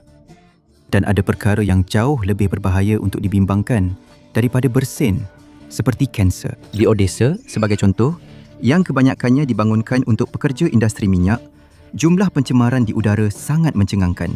Penganalisis udara mendapati bahawa paras hidrogen sulfida adalah 82 kali ganda daripada paras yang boleh diterima untuk kawasan kediaman, menyebabkan segala-galanya berbau seperti telur busuk, selain perlahan-lahan membunuh anda dari dalam ke luar.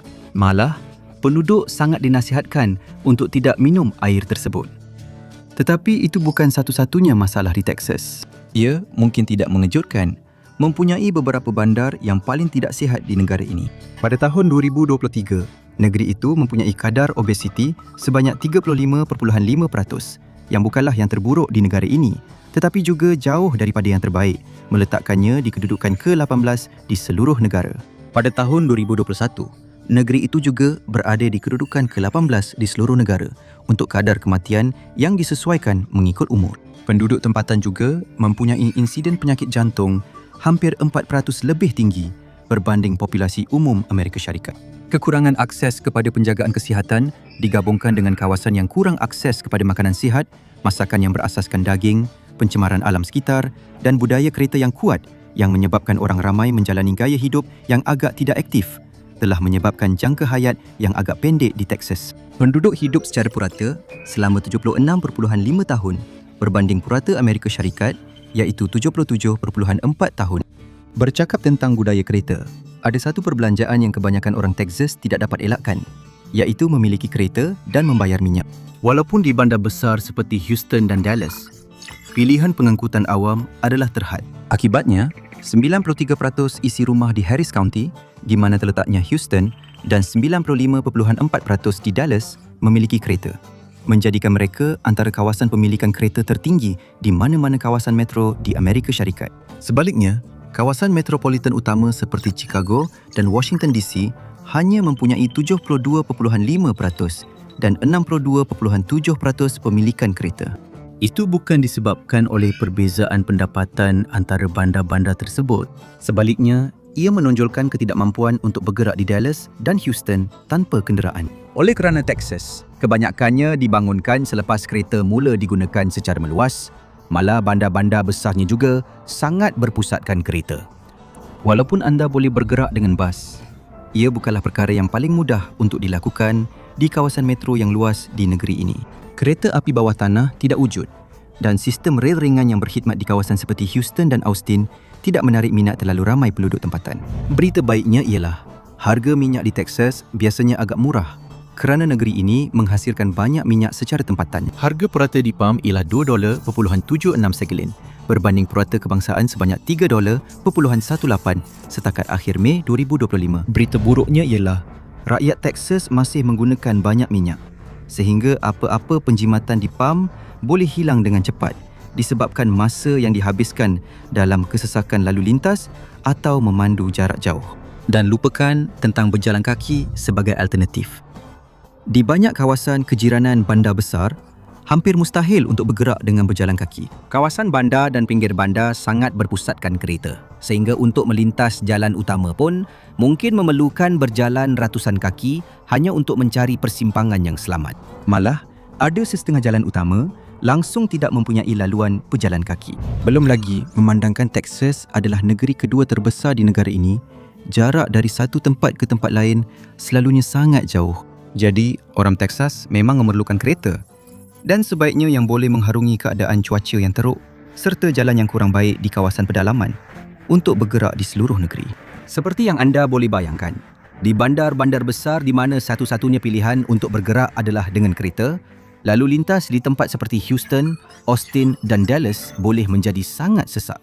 Kesesakan lalu lintas telah menjadi masalah yang serius. Dengan Houston kini berada dalam 10 bandar teratas di seluruh negara bagi kesesakan lalu lintas pada waktu puncak. Purata masa perjalanan di Houston ialah 29.8 minit. Hanya sedikit kurang daripada Los Angeles, iaitu 30.1 minit. Seperti yang diketahui, salah satu bandar terbesar dan paling sesak di negara ini, purata masa perjalanan di Dallas adalah sedikit lebih baik, tetapi tidak banyak, iaitu 27.8 minit.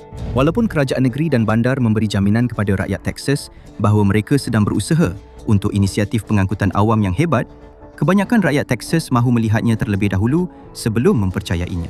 Dan ia langsung tidak mengubah hakikat bahawa lalu lintas sekarang adalah mimpi ngeri. Semua ini kedengaran seperti keadaan yang teruk setakat ini.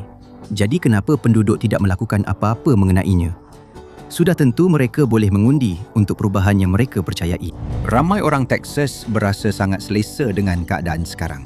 Dan mereka yang ingin mengubah peraturan dan undang-undang negeri melalui undi mereka mungkin menghadapi kesukaran kerana Texas telah menjadi peneraju dalam undang-undang penindasan pengundi. Rang Undang-Undang Senat Texas 1 telah diperkenalkan untuk menyukarkan lagi kehidupan ramai rakyat Texas yang ingin mengundi. Beberapa syarat tambahan telah dikenakan kepada mereka yang ingin mengundi melalui pos dan bantuan untuk orang kurang upaya atau yang menghadapi halangan bahasa telah dihadkan dengan ketat, yang mana sesetengah pihak berpendapat ia menyasarkan demografi politik tertentu. Malangnya, rang undang-undang itu telah menjadi undang-undang pada tahun 2021. Namun begitu, seorang hakim persekutuan memutuskan sebahagian daripadanya adalah tidak sah kerana ia melanggar Akta Hak Mengundi. Walaupun memang terdapat banyak kelebihan tinggal di Texas, ramai orang tidak menyedari kos tersembunyi dan realiti kehidupan di negeri itu. Terima kasih kerana bersama saya hari ini. Saya harap anda menikmati video ini. Dan jika anda ingin melihat lebih banyak video seperti ini, sila pertimbangkan untuk melanggan dan aktifkan notifikasi. Ia benar-benar membantu. Terima kasih sekali lagi dan saya akan jumpa anda pada masa akan datang di MapPack. Berada di Hawaii mungkin kelihatan seperti percutian tropika tanpa henti. Tetapi kehidupan di sana jauh berbeza dan lebih sukar daripada yang anda bayangkan. Adakah anda tahu bahawa Hawaii sebenarnya mempunyai harga rumah tertinggi di negara ini dengan harga rumah median sebanyak $834,000? Ya, lebih tinggi daripada California. Atau bahawa 8 daripada setiap 1,000 penduduk adalah gelandangan. Ya, juga lebih tinggi daripada California. Atau bahawa ia adalah negeri paling teruk untuk memandu. Kami yakin anda tak terbayang perlu membunyikan hon dan tersekat dalam kesesakan lalu lintas tanpa henti selama sejam hanya untuk ke pantai. Kami akan menyelami lebih dalam dan mencari tahu mengapa tinggal di Hawaii mungkin bukan impian tropika seperti yang anda sangkakan. Dalam episod MapPack hari ini, kebenaran tentang kehidupan di Hawaii yang tidak pernah dibincangkan orang. Selamat datang ke Hawaii, negeri Aloha. Cuacanya panas sepanjang tahun. Ada cahaya matahari, pantai yang indah dan gaya hidup yang santai. Sejujurnya, bunyinya seperti sepotong syurga. Tapi, itu kalau anda memperoleh 2 kali ganda daripada apa yang anda dapat di tanah besar. Sebab itulah yang anda perlukan untuk bertahan hidup di Hawaii. Secara purata, anda memerlukan $150,000 setahun untuk hidup selesa di Kepulauan Hawaii, berbanding purata $75,000 setahun di tanah besar Amerika Syarikat. Tapi anda mungkin sukar untuk dapatkan jumlah itu kerana kebanyakan orang di Hawaii dibayar rendah. Jadi anda mungkin perlu bekerja 2 pekerjaan seperti kebanyakan penduduk tempatan. Dan jika anda mempunyai anak, anda perlu mengambil kira kos pendidikan swasta kerana sekolah-sekolah di Hawaii masih banyak kekurangan. Dan harapnya anda tidak mahu memulakan perniagaan. Kerana Hawaii berada di kedudukan ke-44 daripada 50 negeri dari segi kemudahan untuk memulakan perniagaan. Kemudian, jika rasa jemu tinggal di pulau tidak mengganggu anda, ada pula ketegangan yang semakin meningkat antara penduduk tempatan dan malihi, iaitu orang luar yang berpindah ke Hawaii secara tetap, kenaikan kos perumahan dan krisis gelandangan. Jadi, kenapa Hawaii mempunyai begitu banyak masalah? Mari kita lihat. Mari kita mulakan dengan salah satu fakta paling asas tentang negeri ini yang menyumbang kepada banyak masalahnya, termasuk rasa jemu tinggal di pulau. Hawaii adalah kecil. Ia mempunyai keluasan tanah sedikit lebih daripada 6,400 batu persegi atau sekitar 16,500 km persegi, yang meletakkannya di kedudukan ke-47 antara negeri-negeri di Amerika Syarikat, hanya mengatasi negeri-negeri kecil seperti Connecticut, Delaware dan Rhode Island. Perbezaannya ialah, jika anda berada di Connecticut atau Delaware atau Rhode Island, anda boleh memandu ke negeri jiran jika anda ingin melihat atau melakukan sesuatu yang baru. Jika anda berada di Hawaii, untuk sampai ke negeri terdekat iaitu California dan Alaska, anda memerlukan tiket kapal terbang dan penerbangan selama 6 jam. Belum lagi, jika anda tinggal di Hawaii, anda tidak mempunyai akses kepada semua kawasan tanah itu sekaligus. Hawaii mempunyai 8 pulau utama, 7 daripadanya didiami dan hanya 6 daripadanya yang dibuka kepada pelancong dan penduduk tempatan. 2/3 penduduk Hawaii tinggal di Oahu, yang mempunyai keluasan tanah sebanyak 597 batu persegi atau kira-kira 1,500 km persegi. Itu adalah separuh daripada keluasan Taman Negara Yosemite. Sekarang bayangkan, seluruh hidup anda, sekolah, kerja, tempat untuk pergi, perkara untuk dilakukan, pemandangan untuk dilihat, semuanya terhad kepada separuh daripada satu taman negara. Memang, ada banyak perkara yang indah di sana. Tetapi selepas beberapa ketika, anda akan mula rasa seperti anda sudah lihat semuanya. Di situlah demam pulau mula dirasai. Pusat Kaunseling Kesejahteraan di Hawaii menggambarkannya seperti ini. Demam pulau atau demam batu ialah istilah yang digunakan untuk menggambarkan perasaan gelisah, terasing dan bosan yang dialami oleh individu yang tinggal di pulau-pulau. Ia adalah fenomena psikologi sebenar yang boleh menyebabkan tekanan dan memberi kesan negatif kepada kesihatan mental seseorang. Dan bukan hanya ahli terapi yang menyedari masalah ini. Malah malihini yang menyukai negeri ini pun kadang-kadang merasai demam ini. Seorang wanita, dikenali sebagai The Honest Local, yang berpindah ke Hawaii lebih 10 tahun lalu, menulis tentang pengalamannya. Dia berkata, melawat Hawaii untuk bercuti adalah satu perkara. Tetapi jika anda berpindah ke Hawaii, anda akan segera sedar betapa kecilnya pulau-pulau itu sebenarnya. Selain itu, kebanyakan tempat tutup pada pukul 10 malam. Jadi, kehidupan malam memang tidak wujud. Anda akan jumpa orang yang sama, berbual perkara yang sama dan akan rasa ingin tukar suasana sekali-sekala. Sudah tentu anda boleh pergi ke pulau lain, tapi itu masih bermakna anda perlu naik kapal terbang. Anda tak boleh sekadar naik kereta atau feri untuk pergi dari Oahu ke Maui. Sekarang, demam pulau adalah kesan sampingan yang menjengkelkan kerana Hawaii adalah tempat yang kecil dan terpencil, tapi itu bukan satu-satunya masalah. Dan itu membawa kita kepada kos sara hidup yang sangat tinggi di Hawaii.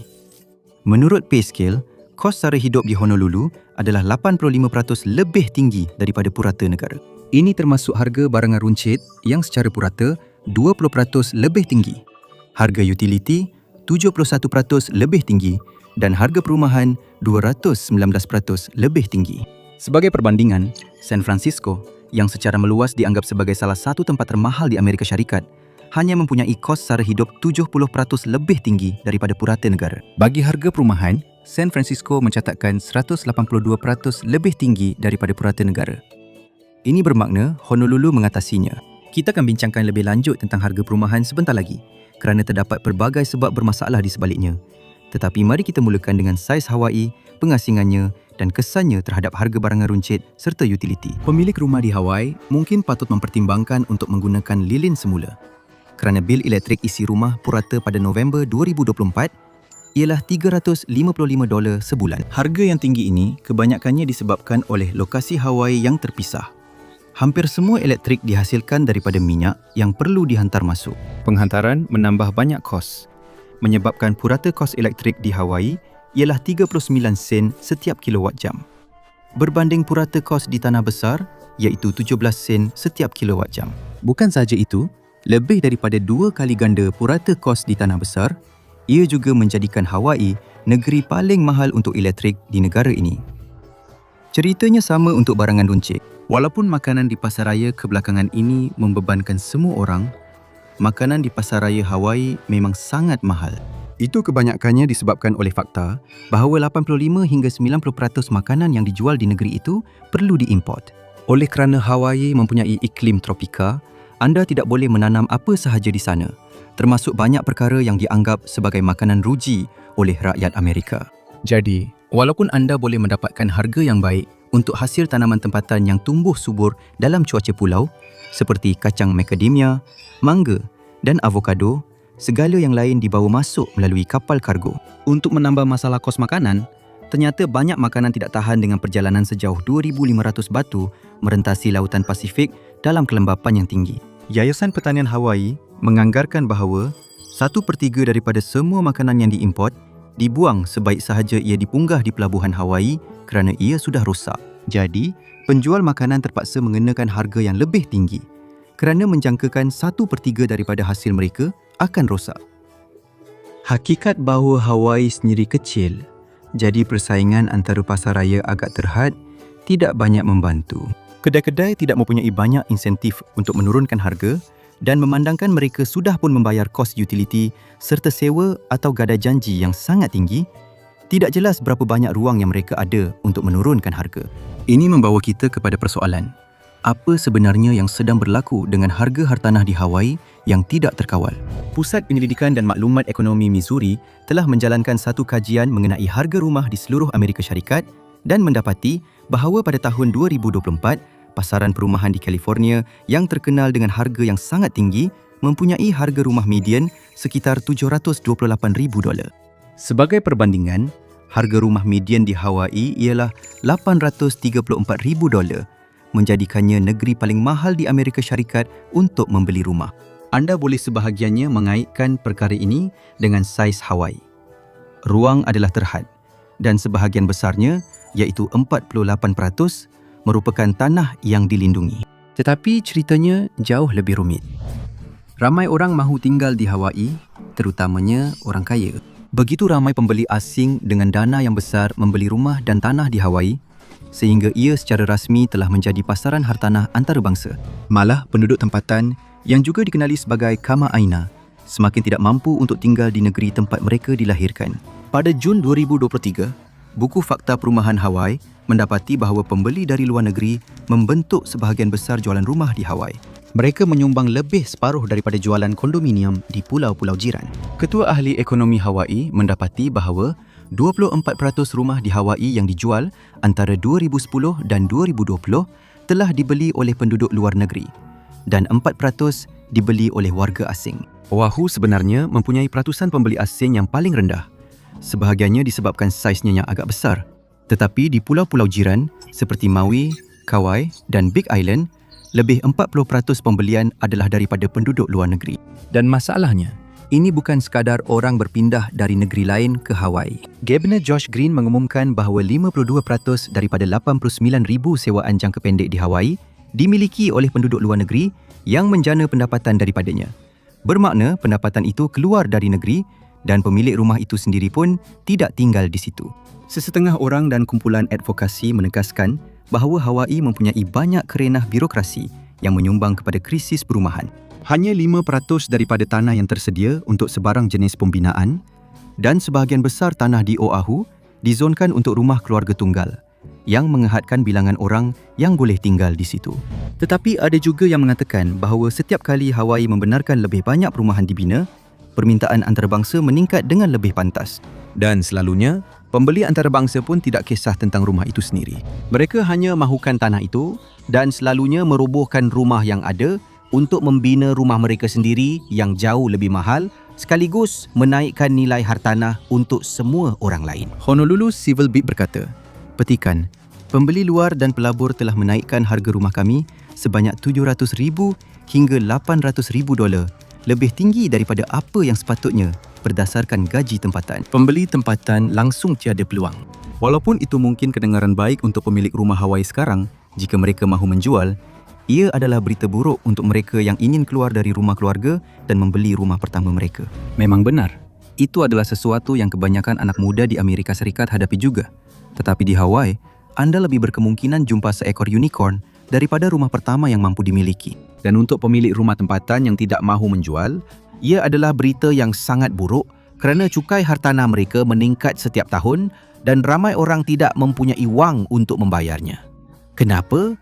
Kerana penduduk tempatan Hawaii secara umumnya dibayar rendah dan penduduk tempatan yang berketurunan asli Hawaii atau Kanaka, mereka mendapat nasib yang paling teruk sekali. Sehingga suku kedua tahun 2024 Hawaii berada di kedudukan ke-24 antara negeri-negeri dari segi purata pendapatan tahunan, iaitu sekitar dolar Amerika Syarikat 69,600.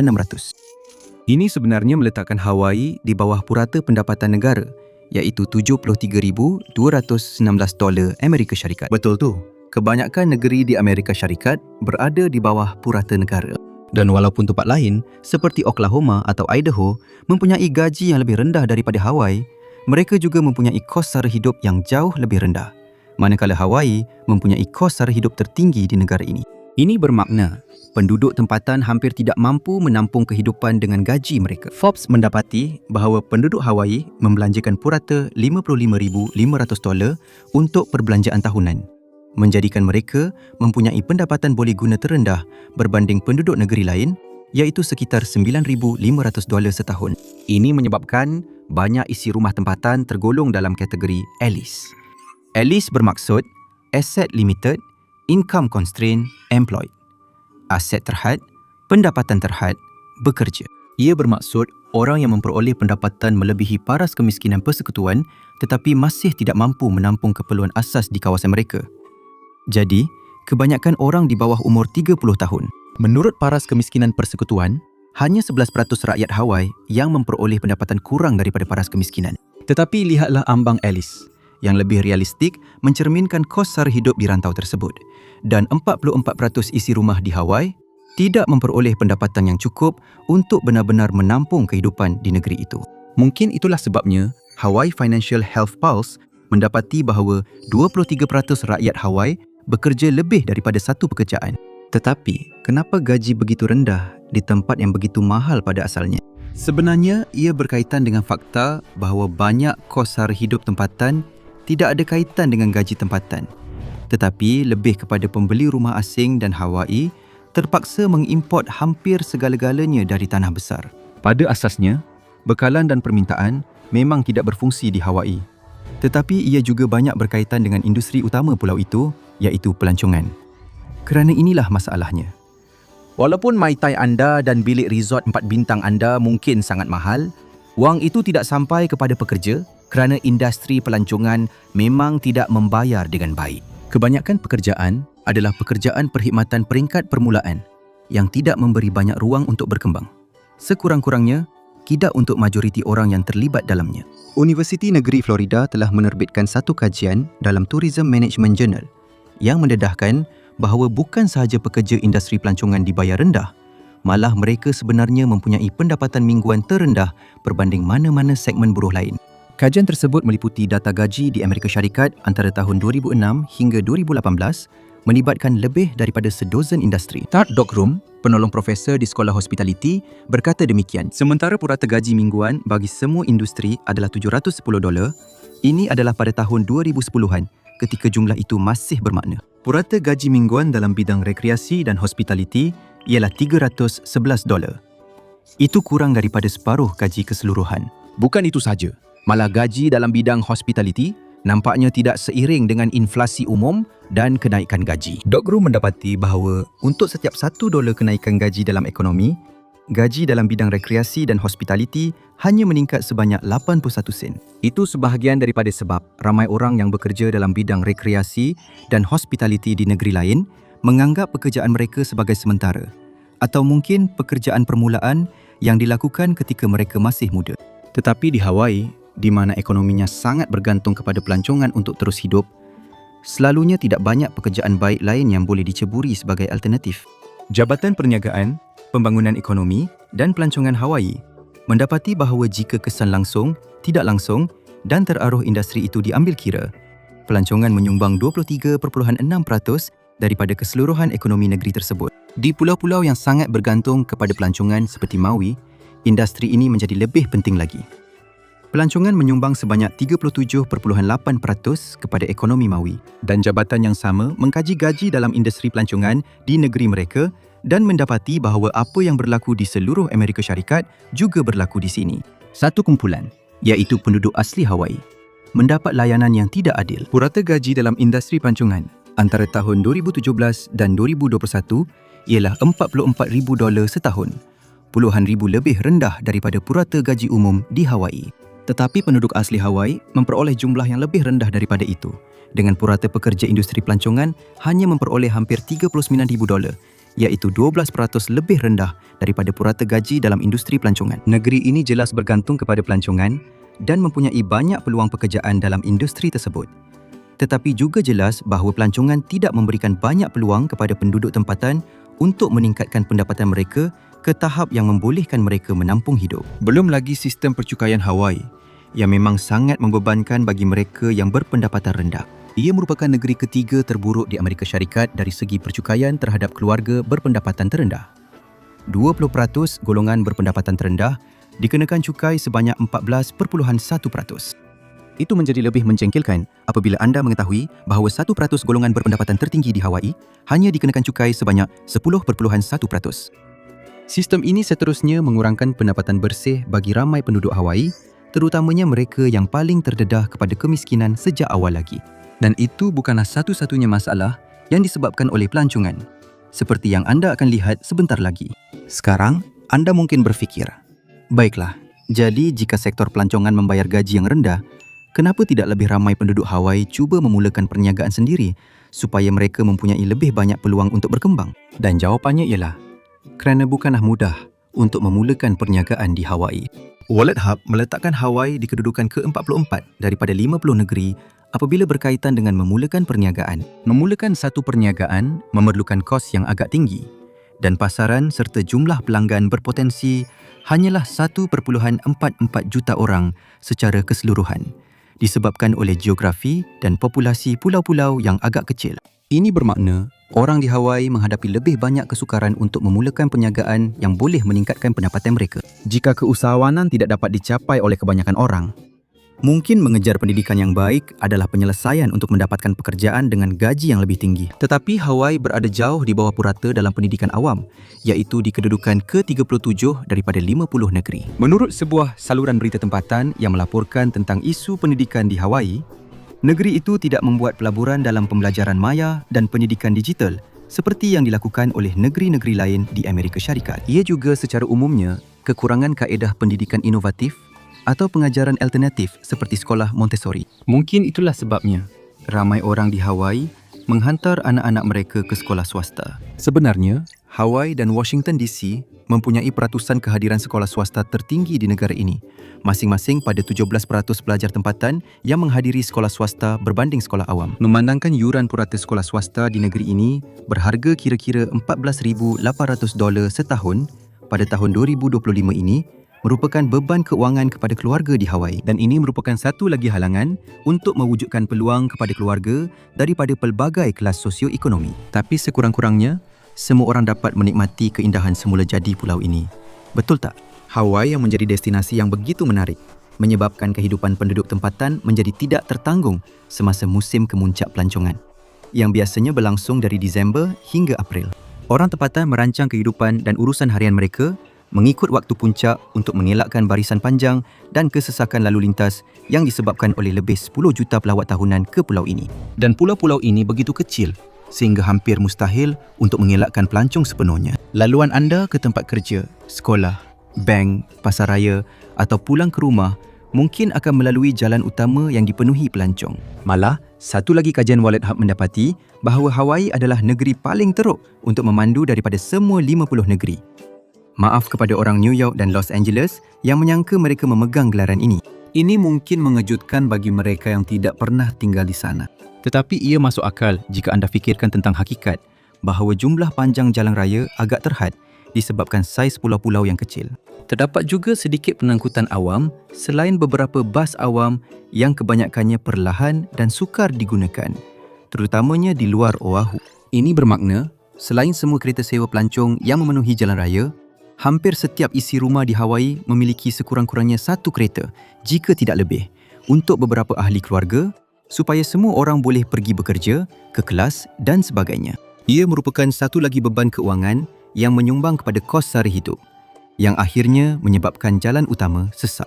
Malah, tinjauan terbaru menunjukkan bahawa setiap isi rumah di Hawaii secara purata mempunyai 2 buah kereta. Seperti yang anda boleh bayangkan, semua faktor ini menyebabkan hubungan antara penduduk tempatan dan pelawat, malah mereka yang telah lama menetap di sini, menjadi tegang.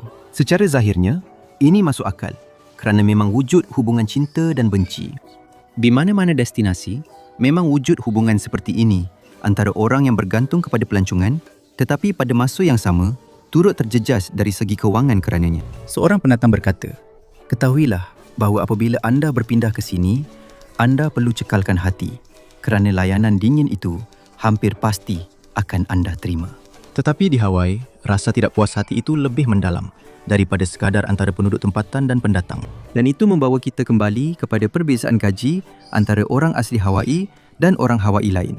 Kerana itu bukan satu-satunya jurang yang wujud antara kumpulan ini. Penduduk asli Hawaii telah, dan dalam beberapa cara masih lagi, dilayan seolah-olah merekalah orang yang paling tidak layak untuk menikmati kehidupan yang baik di tanah asal mereka sendiri. Anda boleh menjejak permulaan masalah ini sejak tahun 1778 apabila orang Eropah berkulit putih yang dikenali sebagai Haole dan Belayar di bawah Kapten James Cook pertama kali berhubung dengan penduduk asli Hawaii. Hubungan itu serta-merta menyebarkan begitu banyak penyakit sehingga penduduk tempatan hampir pupus, berkurang daripada 800,000 kepada 39,000 orang. Walaupun permulaannya mengerikan itu, Hawaii terus diiktiraf sebagai sebuah kerajaan yang merdeka oleh kuasa-kuasa lain untuk beberapa ketika. Tetapi sepanjang abad ke-19, 5 syarikat gula Amerika Syarikat secara beransur-ansur mengambil alih ekonomi Hawaii, menyebabkan rasa tidak puas hati dalam kalangan penduduk tempatan. Kemudian, pada tahun 1893, Marin Amerika Syarikat memutuskan mereka juga boleh mengambil alih Hawaii sepenuhnya dan menggulingkan Ratu Liliuokalani serta seluruh kerajaan. 95% rakyat Hawaii menandatangani petisyen menentang pengilahakan penuh oleh Amerika Syarikat, dan bersama Ratu Lili Uokalani, mereka membawa petisyen itu sehingga ke Kongres Amerika Syarikat. Mereka dengan berani mengemukakan dan mempertahankan aduan yang sah sepanjang tempoh 3 bulan. Pertama sekali, kuasa asing yang menggulingkan seorang pemerintah telah melanggar undang-undang antarabangsa. Dalam satu kejutan yang agak mengejutkan, Amerika Syarikat yang paling tidak disangka bersetuju dengan alasan tersebut. Tetapi, seperti kebanyakan kemenangan kecil dalam politik, kemenangan ini dengan cepat dibatalkan dan dimusnahkan. Pada tahun berikutnya, Perang Sepanyol Amerika meletus dan Amerika Syarikat mula berangan-angan untuk membina pangkalan tentera laut di lokasi strategik di Pasifik. Jadi, Hawaii telah dianeksasi ke Amerika Syarikat pada tahun 1898. Lebih teruk lagi, Amerika Syarikat melarang amalan keagamaan orang asal dan juga melarang pengajaran bahasa Hawaii di sekolah-sekolah. Pekerja dari tanah besar serta pekerja Jepun dan China dihantar untuk bekerja di ladang-ladang di pulau itu. Pada masa yang sama, Amerika Syarikat mengukuhkan kawalan keuangan ke atas pulau-pulau tersebut dan menubuhkan pangkalan tentera. Penat menerima layanan yang agak buruk sebagai wilayah, aktivis tempatan memohon agar Hawaii dijadikan negeri terakhir yang dimasukkan ke dalam kesatuan pada tahun 1959. Malangnya, hanya sedikit manfaat yang sampai kepada penduduk asli, walaupun selepas Hawaii diiktiraf sebagai sebuah negeri. Dan seperti yang anda boleh bayangkan, semua sejarah ini membuatkan hubungan antara orang asli Hawaii dan orang luar pulau, terutamanya orang kulit putih, bermula dengan sangat buruk. Ini telah menyebabkan ketegangan antara pelancong dan pekerja perkhidmatan di pulau itu. Terdapat juga jurang yang besar bagi orang asli Hawaii dari segi gaji, pemilikan rumah dan kualiti hidup secara umum berbanding hampir semua orang lain di pulau itu. Pertama sekali, orang asli Hawaii mungkin adalah yang paling terjejas dan paling kurang gembira dengan kemasukan pelancong ke pantai mereka. Satu laporan mengesahkan bahawa ramai orang asli Hawaii merasakan pertumbuhan industri pelancongan telah menyumbang kepada kemerosotan nilai budaya mereka. Tetapi bagaimana itu boleh berlaku? Bukankah industri pelancongan memelihara tradisi Hawaii? Lagipun, hampir setiap resort mempunyai penari yang naik ke pentas untuk menari hula tradisional dengan skirt rumput. Sebenarnya, skirt rumput tidak pernah menjadi pakaian tradisional di Hawaii. Sebaliknya, ia adalah versi budaya asli yang telah dibaratkan dan diputarbelitkan, lebih kepada persembahan untuk pelancong berbanding gambaran sebenar sejarah atau budaya Hawaii. Sebenarnya, ia bermula di pentas vaudeville. Dan perkara yang sama juga berlaku untuk banyak perkara yang orang barat kaitkan dengan budaya Hawaii. Kedua, sejarah dan keadaan semasa Hawaii telah menghakis budaya dan tanah asal. Sebagai contoh, tapak suci tempatan seperti Kaho'olawe telah diletakkan di bawah bidang kuasa tentera laut AS yang memutuskan untuk menggunakannya sebagai tempat latihan pengebuman. Perkara ini sudah tentu menimbulkan kemarahan orang asli. Dan amalan sejarah Amerika Syarikat sebahagiannya menyebabkan kemiskinan dalam kalangan penduduk asal hari ini. Pada tahun 1960-an dan 70-an, para petani tempatan, kebanyakannya orang asli Hawaii, telah diusir dan dipindahkan atas nama pembangunan tanah. Ini berlaku di sebuah negeri yang akhirnya akan menghadapi masalah besar gelandangan seperti yang dihadapi Hawaii hari ini. Di sebuah negeri dengan harga rumah yang melambung tinggi, semakin ramai orang mendapati diri mereka tiada tempat yang boleh dianggap rumah. Pada tahun 2017, Jabatan Perumahan dan Pembangunan Bandar Amerika Syarikat mengeluarkan satu laporan yang menyatakan bahawa Hawaii ialah negeri dengan kadar gelandangan per kapita tertinggi di Amerika Syarikat. Sehingga tahun 2024, 8 daripada setiap 1,000 penduduk adalah gelandangan, sama seperti di New York. Dan pada tahun 2016, sebanyak 42% daripada golongan gelandangan di negeri itu dikenal pasti sebagai orang asli Hawaii atau penduduk Kepulauan Pasifik. Jelas sekali, harga rumah di Hawaii telah memberi kesan kepada semua orang yang tinggal di sana. Tetapi orang asli Hawaii yang telah kehilangan tanah dan rumah sepanjang beberapa generasi lalu dan tidak mempunyai apa-apa untuk diwariskan paling teruk terjejas. Dan kekurangan pemilikan rumah serta kemiskinan malangnya menjadi satu kitaran ganas. Walaupun orang asli Hawaii bekerja pada kadar yang hampir sama dengan semua penduduk Hawaii yang lain, mereka biasanya bekerja dalam pekerjaan berpendapatan rendah, walaupun di luar industri pelancongan. Ini mungkin berkaitan dengan fakta bahawa hanya 11.5% orang asli Hawaii mempunyai ijazah kolej pada tahun 2017, berbanding 22% daripada jumlah penduduk negeri yang menyebabkan mereka mempunyai kurang pilihan untuk pekerjaan bergaji tinggi. Itulah sebabnya mereka memperoleh pendapatan yang lebih rendah. Pada tahun 2017, pendapatan isi rumah median mereka ialah $66,300 berbanding $77,800 pendapatan isi rumah median untuk semua penduduk Hawaii, yang menyebabkan mereka terus berada dalam kemiskinan. Di negeri dengan kos sara hidup yang tinggi seperti Hawaii, tidak mendapatkan ijazah untuk mempunyai peluang pekerjaan bergaji tinggi bukan sekadar perkara yang ibu bapa anda akan sentiasa bisingkan. Ia adalah isu kelangsungan hidup. Seperti yang dikatakan oleh Profesor Jonathan Okamura di Universiti Hawaii, anda mungkin fikir mempunyai pekerjaan sepenuh masa akan mengelakkan anda daripada menjadi gelandangan. Tetapi itu tidak benar. Perjuangan untuk terus hidup di Hawaii memang nyata. Tekanan ekonomi yang berterusan ini mungkin membantu menjelaskan mengapa orang asli Hawaii menghadapi kadar penyalahgunaan bahan dan pemenjaraan yang sangat tinggi. Tetapi mereka juga mengalami kadar kematian dan penyakit yang paling teruk, bukan sahaja di negeri ini, malah di seluruh negara. Ramai orang asli Masih memperjuangkan sama ada pemulihan tanah atau pemulihan dan pampasan, walaupun perkara itu masih belum benar-benar berlaku. Pada tahun 1993, Amerika Syarikat telah memohon maaf kepada orang asli Hawaii kerana menggulingkan ratu mereka 100 tahun selepas kejadian itu berlaku. Mereka juga mengakui bahawa orang Hawaii tidak pernah secara sukarela menyerahkan tanah mereka. Dan itu sahaja buat masa ini. Itulah sebabnya, walaupun Hawaii adalah salah satu negeri yang paling berbilang kaum di negara ini, hubungan antara kumpulan yang berbeza tidak sentiasa mudah. Selepas kebakaran dahsyat di Maui pada Ogos 2023 yang menyebabkan kerosakan harta benda bernilai $16 bilion di pulau itu, pegawai dan pemimpin tempatan meminta supaya pelancongan ke Hawaii dihentikan sementara atau sekurang-kurangnya bilangan pelancong dikurangkan. Ini supaya mereka boleh membina semula dan mencari jalan baharu untuk masa depan. Tetapi, walaupun terdapat sedikit perlambatan sementara kemasukan ke pulau itu, nampaknya ketibaan pelancong kembali meningkat dan telah mencapai tahap sebelum kebakaran pada tahun 2025.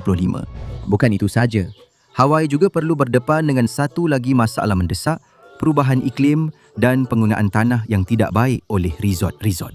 Ini telah menyebabkan negeri itu kehilangan 13 daripada 750 batu garis pantai setakat ini, dan 70% pantai di Hawaii sedang mengalami hakisan secara aktif. Jika Hawaii ingin menjadi tempat tinggal yang indah dan mampu milik untuk pelancong serta penduduk tempatan, pengurusan industri pelancongan, alam sekitar dan program pemilikan rumah mampu milik untuk penduduk tempatan perlu diperbaiki. Terima kasih kerana bersama saya hari ini. Saya harap anda menikmati video ini. Jika anda ingin melihat lebih banyak video seperti ini, sila pertimbangkan untuk melanggan dan aktifkan notifikasi. Ia memang banyak membantu. Terima kasih sekali lagi dan saya akan jumpa anda lain kali di MedPack.